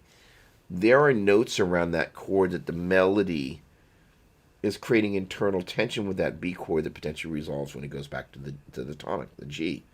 Finding how to wrap a guitar part around the bass note, whatever else is happening chord-wise, and in turn supporting that melody, is like the $1 million musical question, because you're kind of like, if you're looking for what is the best, most perfect thing I can play versus like G, C, D, cowboy chords, I'm like, you won't find me doing that unless I'm trying to create the meat at the bottom of the neck, in which case I am having the best time ever. And that's kind of the other thing is like, how do I say this? I love Thai food. Gem, nothing personal. You will not find me eating a little duck embryo, but a good Thai dish. I like some flavor. But there is a time where good old apple pie, hot dogs, hamburgers, and American pie, simple works. So learning to embrace the simple and kind of go, what are the best things that I could do here? And what are the things that I'm not doing here? Where are some chord voicings that I can take the simple and add something that is not distracting, but somehow takes it somewhere from predictable and boring to like atmospheric and ambient and uplifting. And that's ultimately and I see your average song and the average arrangements and average chords as an opportunity to as a springboard. And then in watching the congregation and just kind of seeing, taking cues from the Holy Spirit, I hear harmonic textures and sounds, and being able to find those and having rehearsed them at home, such that when I want to step into something, I've already come out with that guitar arrangement. The operative word to not feel so uninspired is arrangement. If you can find exciting guitar arrangements that usually happen with a couple of extra hours away from the rest of the team, playing along with the original recording or whatever the multi-tracks are, whatever this you're doing, kind of going, oh, there it is. There is always a secret perfect part waiting to be revealed, but you got to dig for it. And I'm not saying that you don't, but it's, for me, I love the simplistic, because the simplistic means that in many ways I've got to find the right way. And in some ways it almost makes the job easier, because then you're like, okay, it's sitting here. I just need to find that thing. I love that. So hopefully that has some meat on the bones for you, because, I do, here's the other thing is some worship teams play things, not only simplistic music, but they just aren't super deep musically. That again is another opportunity for you to actually kind of go, I can sit in with a really, really mediocre worship team, but if I figure out where they are and what they're doing and I crack the code, then I can figure out how I can kind of do this thing. And then it becomes inherently musical. And this is the thing. Simplicity, again, is a musical opportunity waiting to express itself. I hope that was a help, especially the audio interface side of it. Okay, let's see here. All right, David. All right, awesome. Thank you so much. I hope you're still here. Singing semi in tune, learn music theory, and quit trying to buy new gear. I just bought a Katana 100 for my Podgo. Oh, that's awesome! Congratulations. That is awesome, awesome, awesome. I will say, so the funny thing is you're mixing your Boss and your Line 6. Way to go. So first of all, we will be covering, please, please, please hang out with us, because we will be covering worship-minded music theory here. And chances are I'm going to start laying out some sort of, one of the great things about calendar blocking is it allows me to actually, like Tuesday is my worship musician day, which means I actually can push everything out of my way and just go, okay, here are these things. This is what we're going to be doing. Here's what we're focusing on. Here's what we're zeroing in on. And that enables us to do that. So the music theory, if you can count from 1 to 7, that's it. And then you're literally just kind of taking those same 7 notes and you're just kind of stacking them on top of each of the bass notes.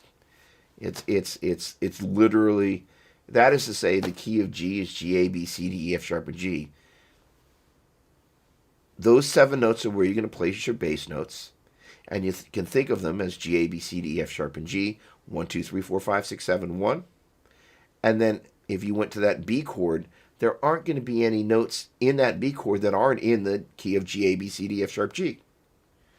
So after a while, you just kind of go, so all right, that chord is either somewhere between 1 and 7. I just need to figure out what it is. And then all the other chords generally fall in line kind of somewhere along that little dotted line there. And then I just start stacking the notes, quite often the 1, 3, and 5, as you start at that note, kind of leapfrog over the note that's above it, leapfrog above that next note, and that's kind of where you get the 1, 3, and 5. It's really not that complicated, but a lot of people don't have it explained. And if it's not explained to you, well, of course it sounds and feels complicated, but it's not. And we'll slay that dragon. Singing in tune.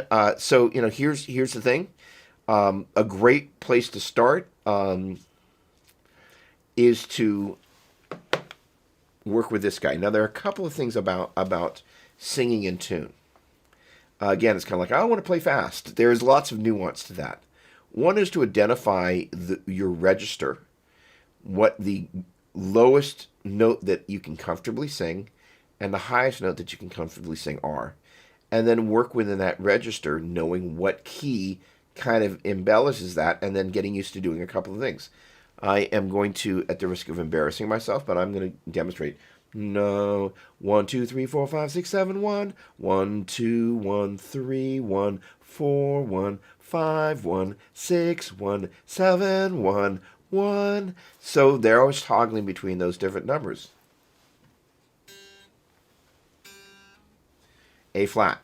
Okay, so the point being is, 1, 2, 1, 2, 3, 4, 5, 6, 7, 1.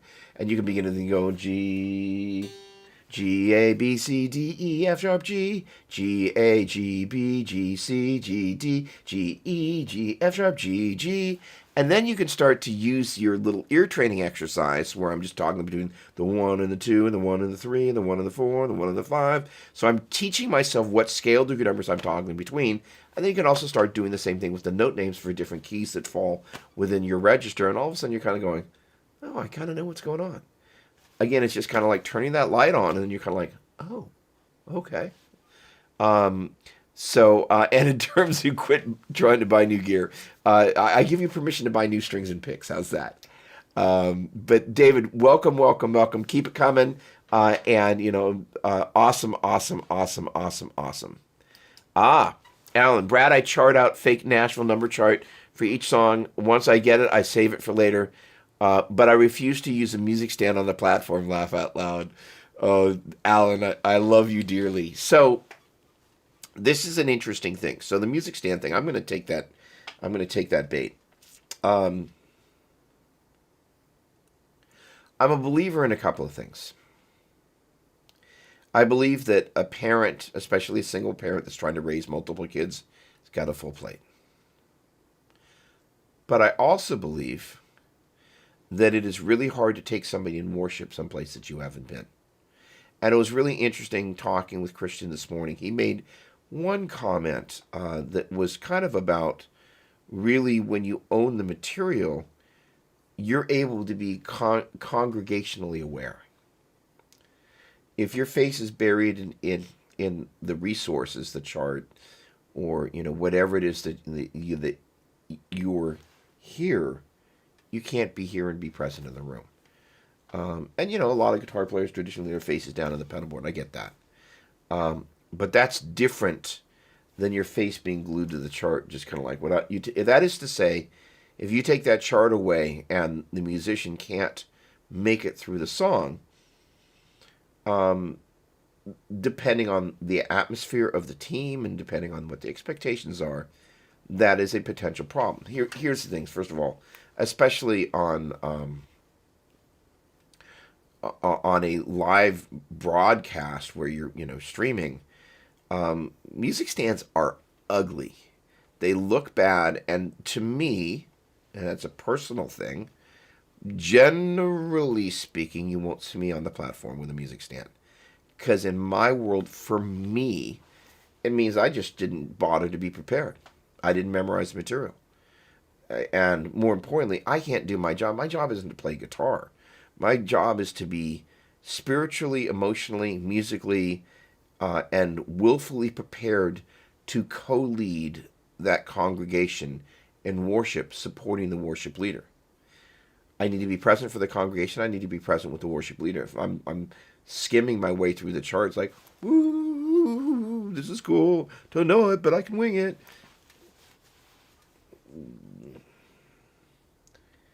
That's not who I am. And I don't think that's really what God wants our offering and our sacrifice. This is the thing is like, the platform, I could use the word altar. We want to sacrifice something. We want to sacrifice. Look, how do I say this? And I want to really make sure I do it with the right heart.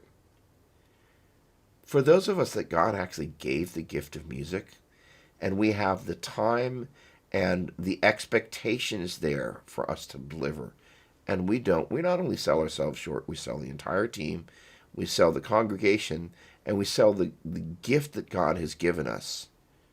Sell it all down the line for pennies on the dollar. It's kind of like, God gave us the gift of talent. We can pay a little bit of rent, right?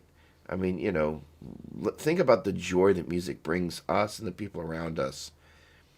I think and honestly, if we're really, really honest, and I'm included in that group, so I'll raise my hand. Guitar is a very self-indulgent instrument, such that when I'm on the platform, I first of all I get a huge amount of joy out of what I do, but I'm also a big fan of the fact that, like, what, I need to pay some rent on that gift. I need to make sure that there's enough on the dividend quotient, such that I'm just not just the guitar consumer. Because at that point, just buying new gear, then it is this selfish act, right? David, let me be really clear. I'm not accusing you of a selfish act. What I'm saying is there is nuance to that. It was like, oh, I'm going to buy some more gear because whatever. There we go. Hey, David. All right, good. I tried to memorize the melody itself and try to figure out the pattern to help me memorize. If it, as we call it, when impromptu. That's absolutely the thing, and those melodies are important. By the way, for people who are wanting to on-ramp melodies, a great thing to do is I encourage you to take the key of G major, the open G string, and attempt to play Twinkle Twinkle without a mistake. Because the interesting thing is most of us are rather familiar with Twinkle Twinkle Little Star, but it is a slightly embarrassing task to kind of go, wow, I've sung that song 5 million times and I fancy myself not a bad guitar player. I don't know where those notes are. The good news is once you, again, start thinking about things harmonically and start listening for the intervallic relationship between 1155665 443322 135544332 5544332 1155665 443322 All right, how about a transpose? No, that would have been that was F. 113. Right, sorry, 1155665 443322 1155665 443322 155443332 5544332 1155665 443322 F F C C D D C B flat A A G G F C C B flat A A G C C B flat A A G F F C C D D C B flat A A G G F. All of a sudden, you've created a great vehicle to be able to identify those intervals, and all of a sudden, you're like, oh, it's not hard. What's great about that? Again, we were talking about earlier about finding some vehicles to use them as examples for us to do things. Simple worship songs. All right, let's analyze the bass note movement. And then, again, like using something like Nashville numbers and doing that, making sure that we, work with melodies and we get used to. I mean, here's the thing. Most melodies are based on the same 7 notes, and they have a tendency to kind of work within certain types of sequences. Eventually, you begin to find they don't have a tendency to hang out on the 7 of the key for an extended period of time. All right. Head back, Guitar Hero move, 528. Awesome, Brad, with pleasure. Yes, Jem, that is a 50th anniversary. Good eye. Jem's been spotted. I love it. The Gem Patrol. Hello, it is me indeed. I love it. Oh, I missed you last time. Nice to catch up this week. There we go. Good, good, good. Yeah, look at this. Bruce. Okay, good, good. All right. Again, Romeo, pleasure is mine. I love it. All right. So, Rick, your time comment. Playing in time has a lot to do with getting into the groove. As a guitar player, I must be locked into the beat. Letting loose as possible, even dancing with the guitar. It's about feel. The feel thing is really important. The interesting thing, let's see, where's this other track? And I again, it's not going to sound great through here, but well, let's see, where is, there we go. Here we go, here we go. So this is an interesting thing, and I'm going to talk about this. I'm going to play just a little bit. It's not going to sound great because it's going to be coming through my speakers as well.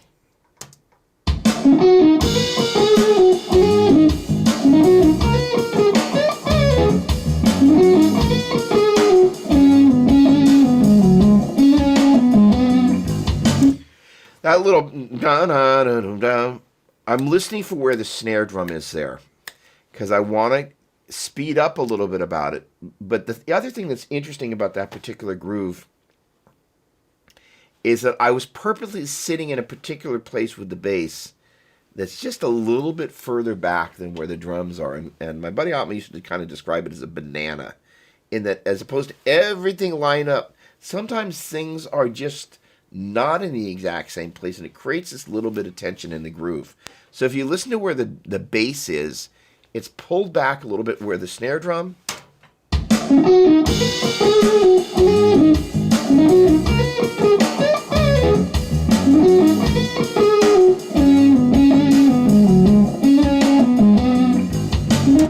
So the hi-hat on the drums is kind of an open hi-hat. It's 8 notes, and I've got it doom boom boom boom boom boom boom boom boom boom. That bass part is really got a little bit of swing to it, and the hi-hat is doing this 8th thing. So there is this little bit of tension that exists in the track, and I kept wanting to marry with the bass, but then I was like, no, listen to the snare drum, listen to the snare drum. And as I did that, I was like, oh, okay. I wanted to play further back in the track, but ultimately to play where I needed to sit in the track for it to work, I actually had to play a little bit further ahead in the time that I really, really wanted to. And it was just this interesting thing. Sometimes the music and your will to do what you want to do with the music, they just kind of goes, nope, you need to play here. And if you're not listening to the drums, it's not going to inform you what you need to do. Because that little snare drum, again, what I wanted to do was lean further back, but the snare drum, when I rushed, I got ahead of the snare drum. So as the phrase ended, I really had to listen again for the snare drum. I'll point out right here. Da da da da da da da da da, right there.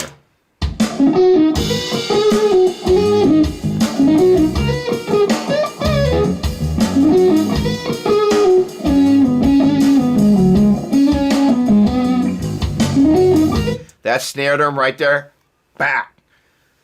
That's when I need to go. Am I ahead? Am I behind? Where am I playing in relationship to that snare drum? That allows me to come back into the next phrase with my feet centered in where they need to be. Those little things are really, really, really good to just kind of be able to focus that. Yes, there will be more Telecasters in 2020, Gem, I promise you, and 2021. But both more verb. Okay, number one goal, less verb, and there you go. Dot 8. Okay. Yes, using pedal tones. Awesome. All right. Good. Prepare it. Oh gosh, I love that. Oh.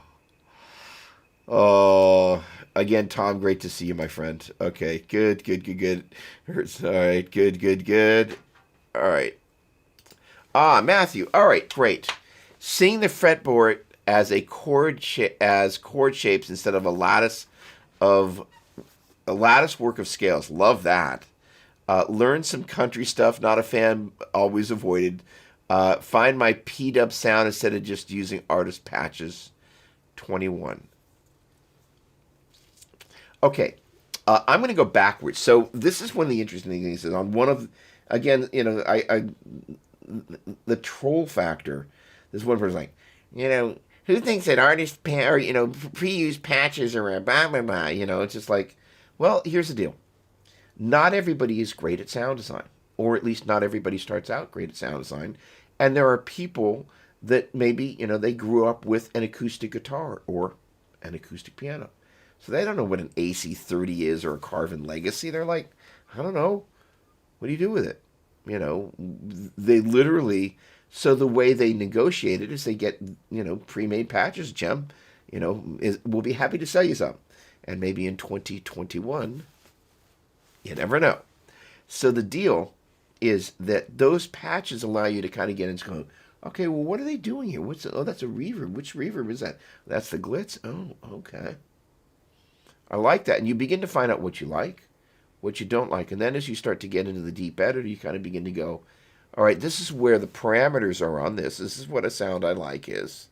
And now with Line 6, you can save favorites, and you can basically construct a signal chain really easy from those. And then in turn, you begin to go, here are the elements.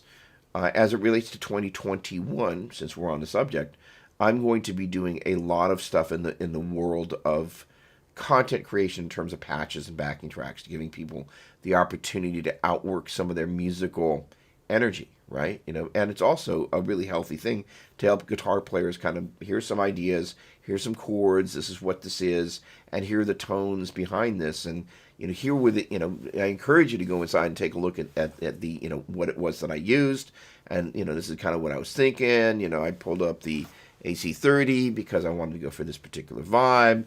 And the interesting thing is I'm in addition to being a content creator, I'm also a content devourer. The Worship Tutorial guys just put out this matchless patch that is a Kemper performance and profile. And the interesting thing is I'm big on stereo amplifiers and stereo cabinets, but I listened to that and it's just this one amp, dead center, and stereo effects on either side. And I was like, that sounds amazing. And I was just like, I want some of that. So the Worship Tutorial folks, first of all, Gem makes great presets. The Worship Tutorial folks have really, there's a reason that they've been endeavoring at this thing for quite some time. And, for me, I like crawling in there and kind of going, all right, what are they using there? Why are they using that? And, the thing is, they've been doing this for, 10 years or so. They have figured a thing or two out, regardless of which device that they're using. The Gem is very much on the path of doing as well. The thing about the Worship Tutorial guys is that they play very differently than I do. And so I'm always watching kind of what they're doing, kind of going, huh. They are arguably some of the best sound designers in the business. No, not arguably. They are some of the best sound designers in the business. And because of that, I am constantly watching what they're doing. And I basically, Brian Wall and I have become pretty close friends. And so, I'm pretty much, constantly just affirming, like, how much I think he's just a guru in the midst of all of this. And then every so often I'll send him something just to, just go, well, you can't play that as fast as I can. But, it's just like, it's just, there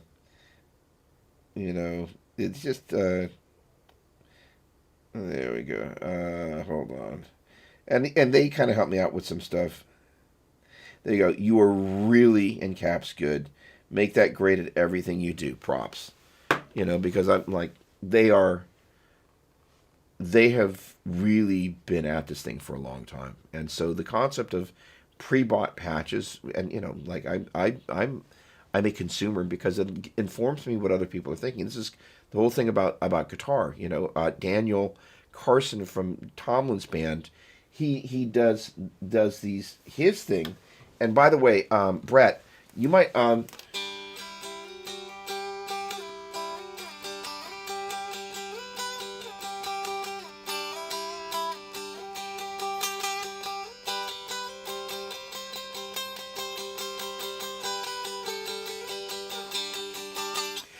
I realize I'm out of tune, and I do have tuners here. But he uses kind of open strings, whether it's the tonic or the five or the key, for this harmonic counterpoint, and he does it brilliantly. That's his shtick. If you don't begin to endeavor, picking up somebody else's patches, if for no other reason to figure out what their shtick is and figure out what they're thinking, because different people, they didn't grow up with the same gear that I did. So when they endeavor to start playing something, they're going to take, they may end up at the same place that I ended up with, but the reasons that they ended up there may not be the same ones, right?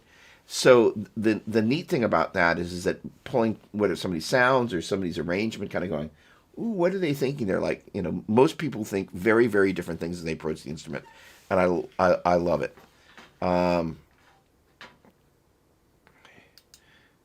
Awesome. Hello, Hal. How you doing? Welcome, my friend. If I were on a worship team with Doug Doppler, I certainly wouldn't noodle. I doubt I would have the courage to ever play with my volume on. That's very kind, but first of all, the great thing about being on teams together is that everybody plays a role, right?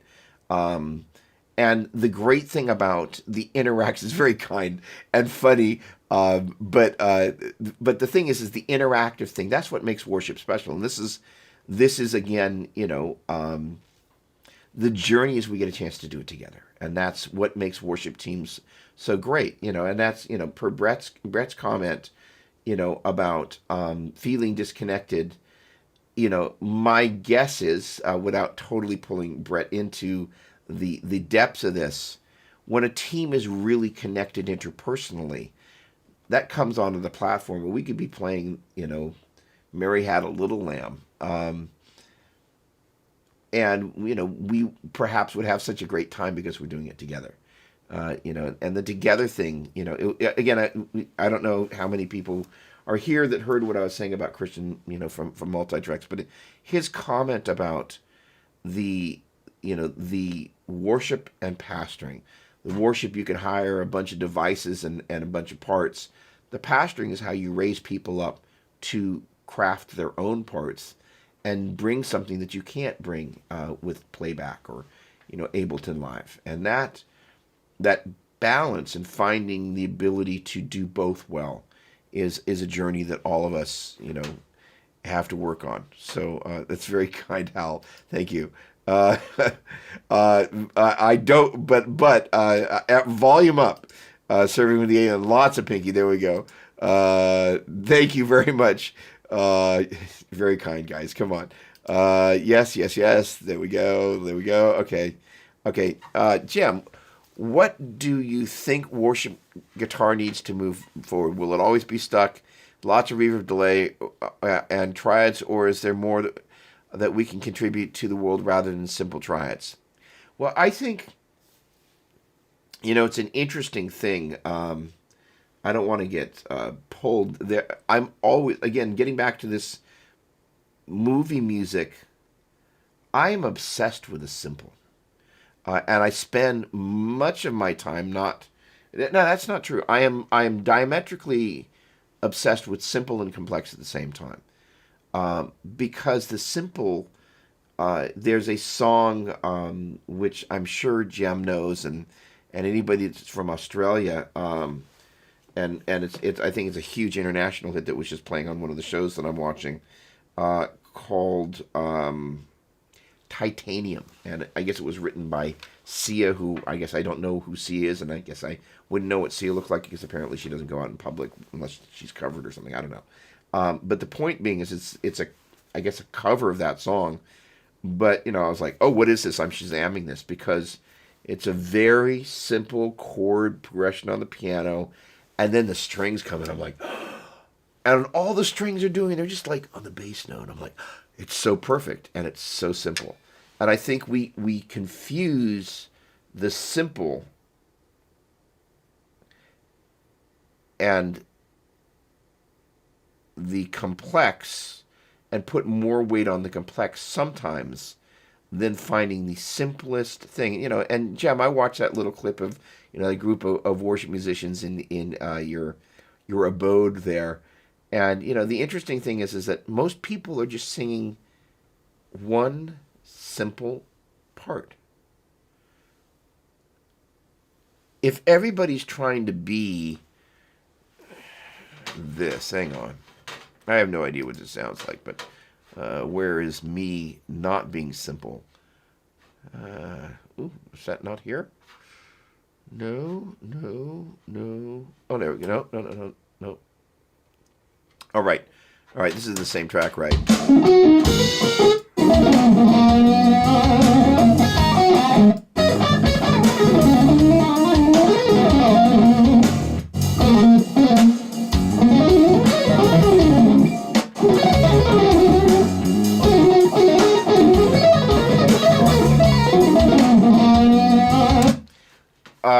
I'm all in favor of when it's time to do some kind of like thing where I'm kind of forcing myself to kind of go, all right, well, I guess I'm going to play multiple patterns of the pentatonic at the same time. I'm going to figure out how to do some runs in a kind of a rhythmic subdivisional feel that I'm not used to doing, and I'm gonna figure out how to do that. And I'm not going to stop until I can kind of begin to make it sound something musical. So, and I'm not misconstruing what you're saying. I'm saying that I think the challenges. I think we there is an industry to what we do. Good, bad, or in between. A lot of amazing people in the Christian record business, but there is also kind of a popular sound. And I remember meeting somebody, a worship leader slash, I don't know if he was a worship pastor as well at one of the Christian musician summits, and I remember kind of seeing them at breakfast, and they wanted it for all the wrong reasons, and it was just really, really apparent versus like that authentic act of worship. And there is there's nuance to imitation, and there's nuance to innovation. And I think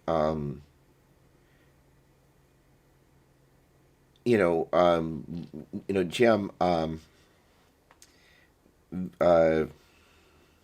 Dua Lipa, right? So I know that like you did some cover of one of her songs, and Melissa's not particularly fond of the vibe on the music, and I can't blame her. But there was one of the Dua Lipa songs that I discovered, and I was like, this groove is just a mile wide. So the idea is if we're in the same lane, driving on the same freeway over and over and over and over again, we don't discover some of the other views that are out there. And I think our worldview musically is one of the things that I think we have a responsibility to widen. So I am constantly, it's one of the reasons that I am constantly aggregating new sources of music for me to listen to.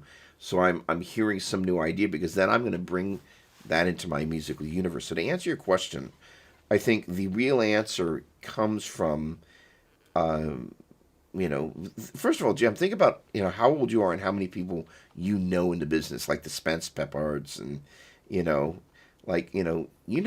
awful lot of people, RJ, how many people from your home church know RJ or know, Spence, or, that was, it was a very unique opportunity for you to expand your worldview.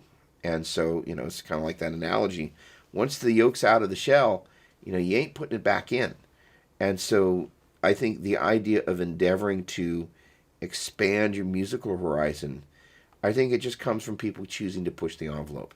But, there's also going to be, here's the deal. This is that if every worship team, was doing John Abercrombie or John McLaughlin or whatever, you, my young friend, may not find as much potential work on your horizon because it's way, way, way, way, way harder. The idea about worship that makes it so interestingly appealing is that the bar is low enough that enough people can do it. So say, for example, because Rich Costa, my dear friend, is a huge fan of Joe Satriani and has endeavored to really embody a number of the Satrianiisms in the videos that he spends a lot of time preparing to do. Imagine if our Sunday morning experience was, all right, we're doing Surfing with the Alien and Summer Song and all of that. Like, the bar has just gotten here. Most of your average worship musicians would be incapable of doing that. It's kind of like, all right, we're going to do some Israel Houghton.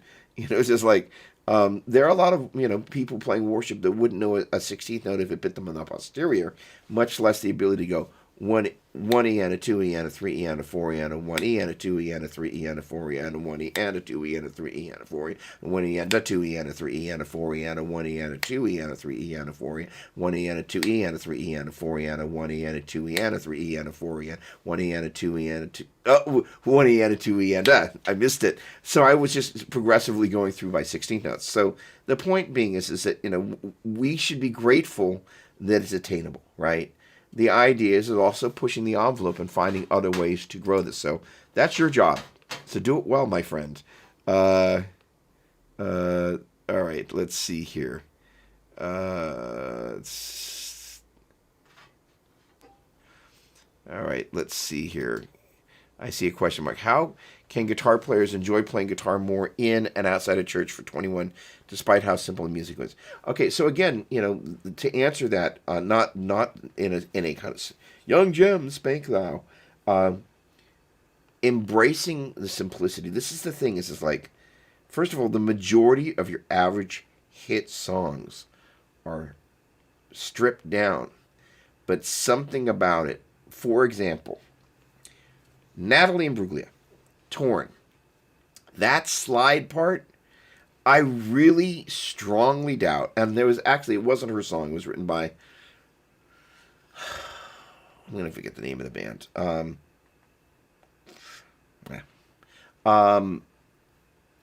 But, and I don't know if the original demo had the slide part in it, but somebody somewhere kind of went, put on the slide. That part, Natalie doesn't sing bad, but that slide makes the song. That person took this really very straightforward chord progression and takes that out of the universe. The chords didn't change. They weren't playing 16th notes. They weren't tapping. They weren't using a whammy pedal.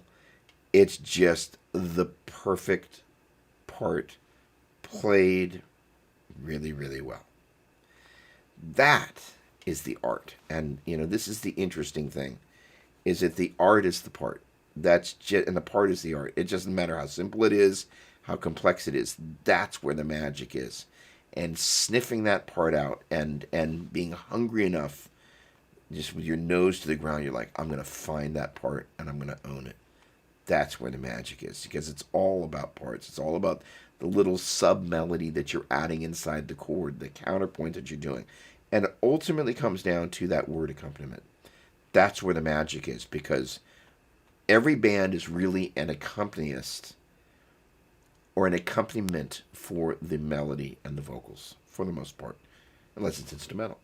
But it's still the melody, right?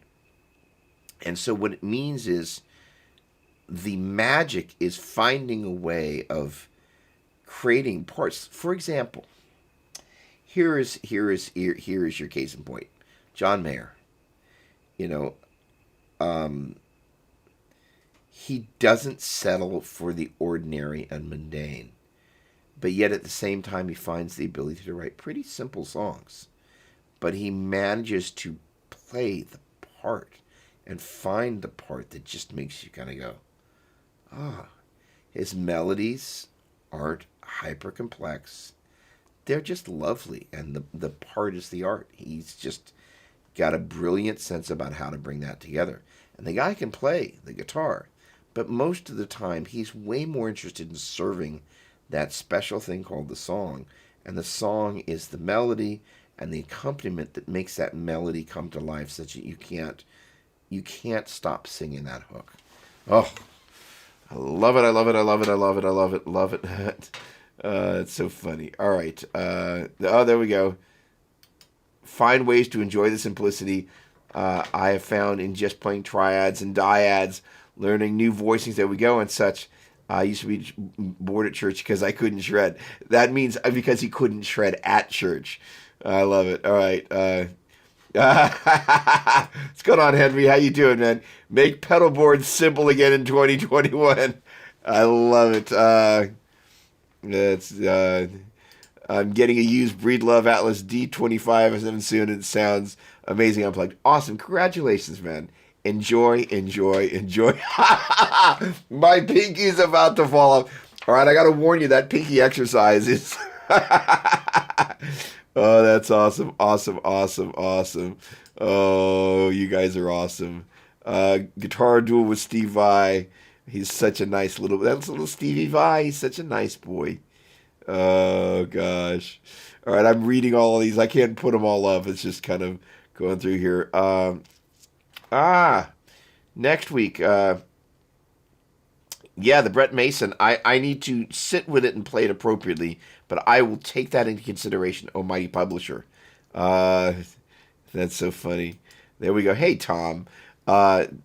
Play skillfully, which is a precept to prepare in advance. Yes, skillful. Thank you for that. Yes, Tom. Great to see you. Well, I guess you're seeing me, but I'm seeing you here. Thank you, thank you. $2,000 stimulus equals the name of this gem. Spoken like a true musician. I love it, I love it, I love it. Look at you guys. All right. Yep. All right. Awesome. Good. All right. Let's take a look over here. Got a fever and only prescription is more reverb. Oh, that's great. What's going on, Kirk? How you doing? Most guitarists in church know nothing about the neck. So hopefully we can change that a little bit. But, here's the thing. And it kind of gets back to my comment in relationship to Gem. The good news is that the music we play is simple enough that you can play it with cowboy chords. I mean, that is actually, that's really cool. I mean, if we were doing Jeff Beck and Satriani and Mahavishnu, there would be a whole bunch of people that would be sitting this thing out. So the unfortunate part is teams don't do a great job of informing people, and it ends. It's an interesting thing. Again, that worship and pastoring. The worship is the worship leader, and the leaders have a job of they're responsible, that it's in their roles and responsibilities of presenting quality worship, whatever quote unquote that is, right? In time, in tune. It sounds good, it's in time, and it's in tune, right? Then there's the part of raising up musicians so they actually know what they're doing. I'm not making excuses, so please hear me on this. But at the same time, I am grateful for the fact that you don't have to be particularly skilled to play this music. For those that are skilled and don't put in the effort, that's a different conversation. Yes. But I appreciate that, and here's the things. I think, and I will speak to that deeper, because I didn't want to actually, because there's a lot of meat on those bones there. I think most guitar players would love to know more. I generally find, and the great thing about worship guitar players in particular is I think, yes, there's hey, I want to have the right gear. There's nothing wrong with it. We all do that. There's a couple Marshalls here and there, so having the right gear is kind of our version of having the right business suit and the right shoes and the right tie. It's part of our uniform. It's part of our tool set. If you're going to build a house, you probably need a saw, some nails, and a hammer. That said, I don't want to discount what you're saying. I think that there is an infatuation with the gear, sometimes an unhealthy one. But the other side of it is, I think most of the guitar players that I encounter are genuinely hungry to know more. They just don't quite know where to go, and they don't have a lot of great resources other than song resources. But you're right, they don't know a lot about the neck, and it's one of the reasons why there is as much capoing as is going on. I'm not a big fan of the capo because a lot of the times it's just so I can play the same chords over and over up and down the neck. Now, if that's all you want to endeavor to do, great. And if your goal is to stay focused on the leading of worship and not, navigate a bunch of different keys and read a capo chart, you know what? If that is how you're able to do what it is you feel called to do, more power to you. But if that is your barrier to actually really learning the instrument and endeavoring to really own the instrument, I don't know, let's use John Mayer as a not fair example. But, John Mayer, I don't know. I think the song that was in what was that movie with Jack Nicholson? Say. I think he's capoing in that song. It sounds like a capo. But he was going for a particular sound. But generally speaking, you're not going to be seeing John hanging out with a capo. Hey, on capo 6. All right, good, I got this. He's actually going to be playing, in the key there. I don't know, C sharp minor, E major, right? So the point being, or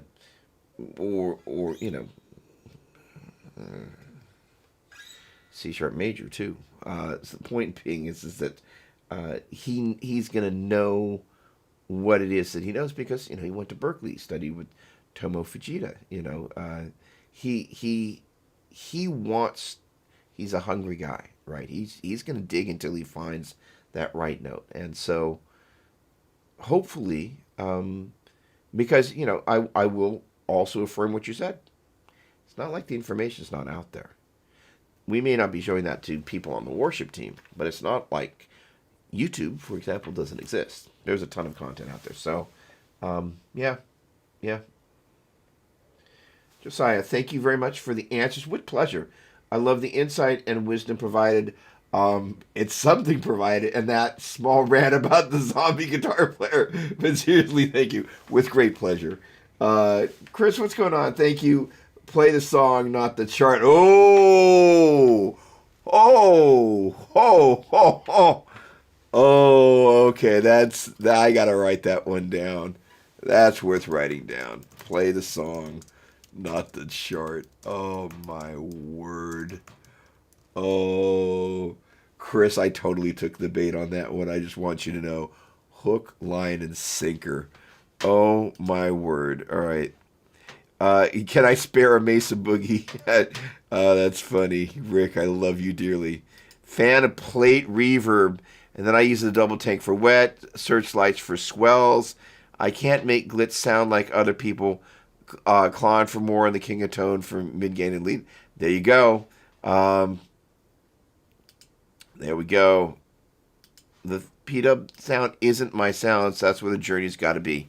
Find my P-dub sound, and I love that. Oh, there we go. Yep. Oh my word! Look at it. Boy, you are a consumer. I love it. There you go. All right. Oh, there we go.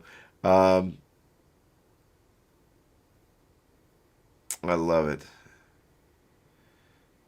Amen to that.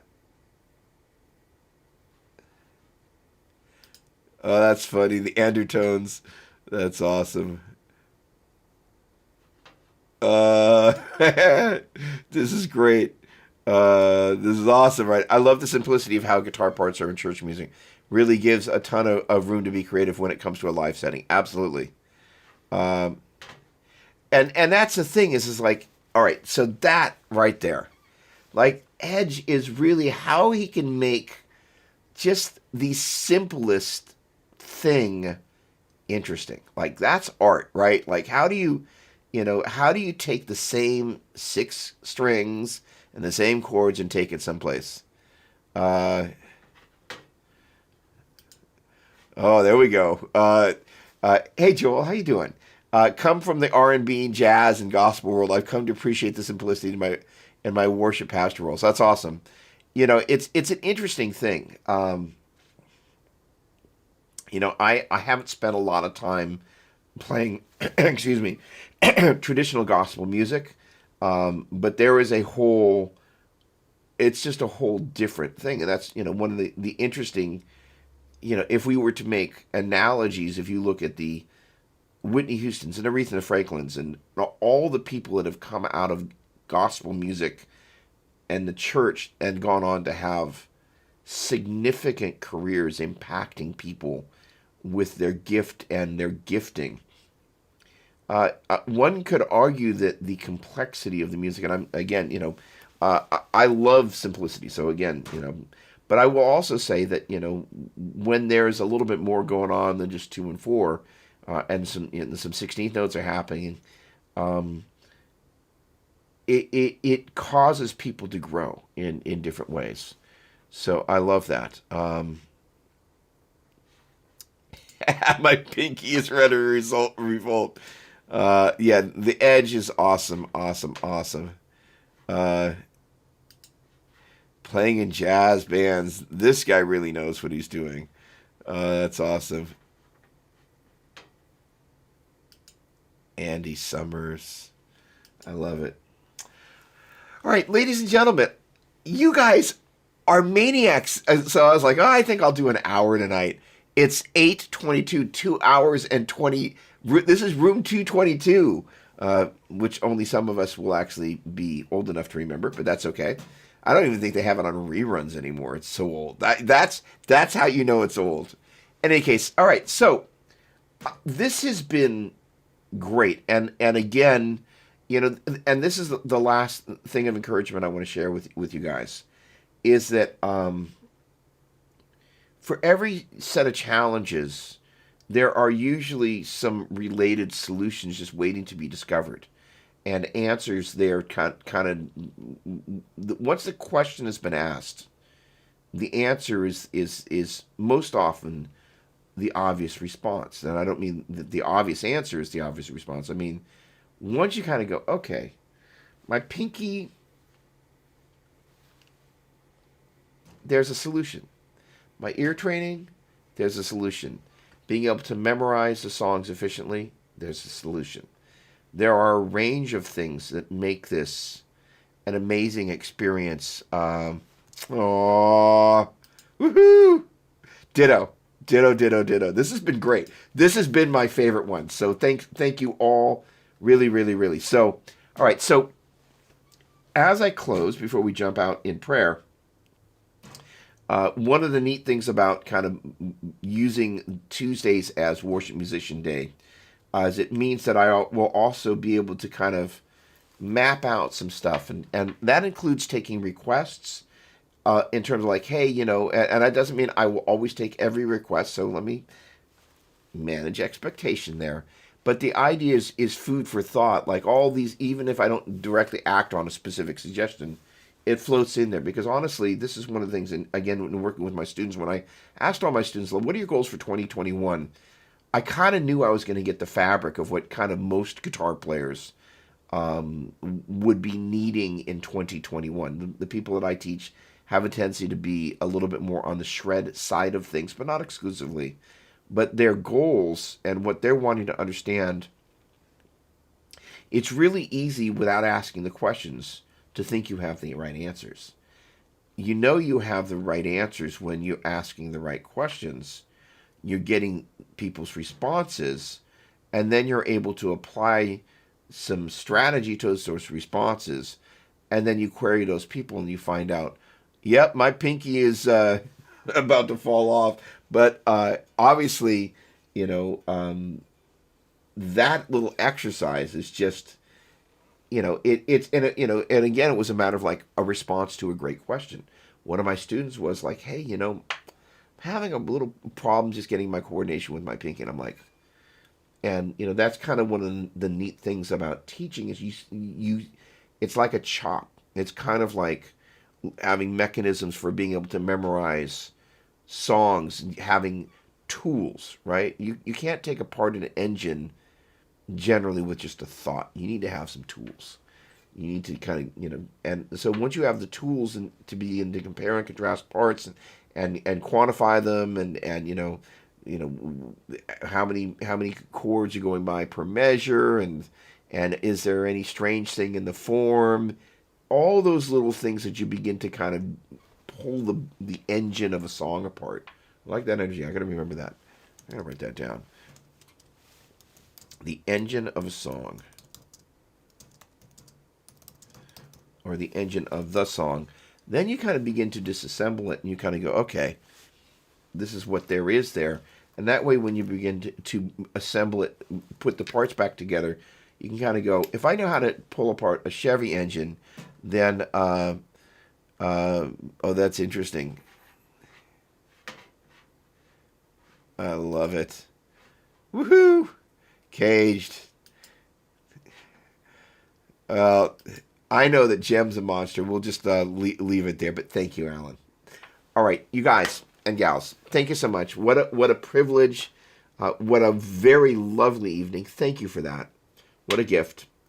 Lord, we just give thanks for the ability to come together. You know, it's fellowship sometimes seems like a lukewarm version of friendship. So, Lord, I just pray that friendships can be forged here and that we can stand shoulder to shoulder, strengthen each other, and encourage and inspire and inform one another for your glory, not ours. But also, you know, we give thanks for the gift of music, Lord, and you know, we just pray that the things that we do with that gift are edifying to the giver of the gift and also to the people that you would want us to share that gifting with and for the bride of Christ. So, Lord, I just pray that everybody has a blessed new year, Lord, that, you know, those that have had a hard year, Lord, I just pray that they feel encouraged and prayed for and cared for.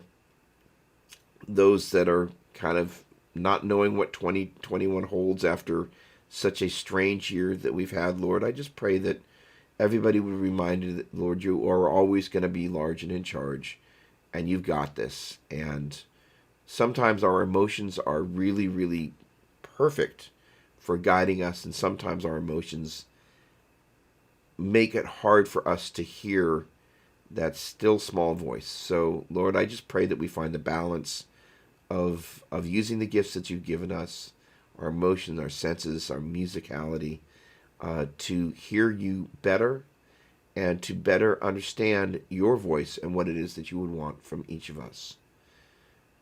We ask all these things in Jesus' mighty name. And we all said a big amen. All right, all you lovely, lovely, lovely folks. Thank you for the privilege. Much love, much gratitude, and looking forward to 2021. So thank you so much. Have a lovely, lovely, lovely evening, and wish your families the best. God bless. See you next year.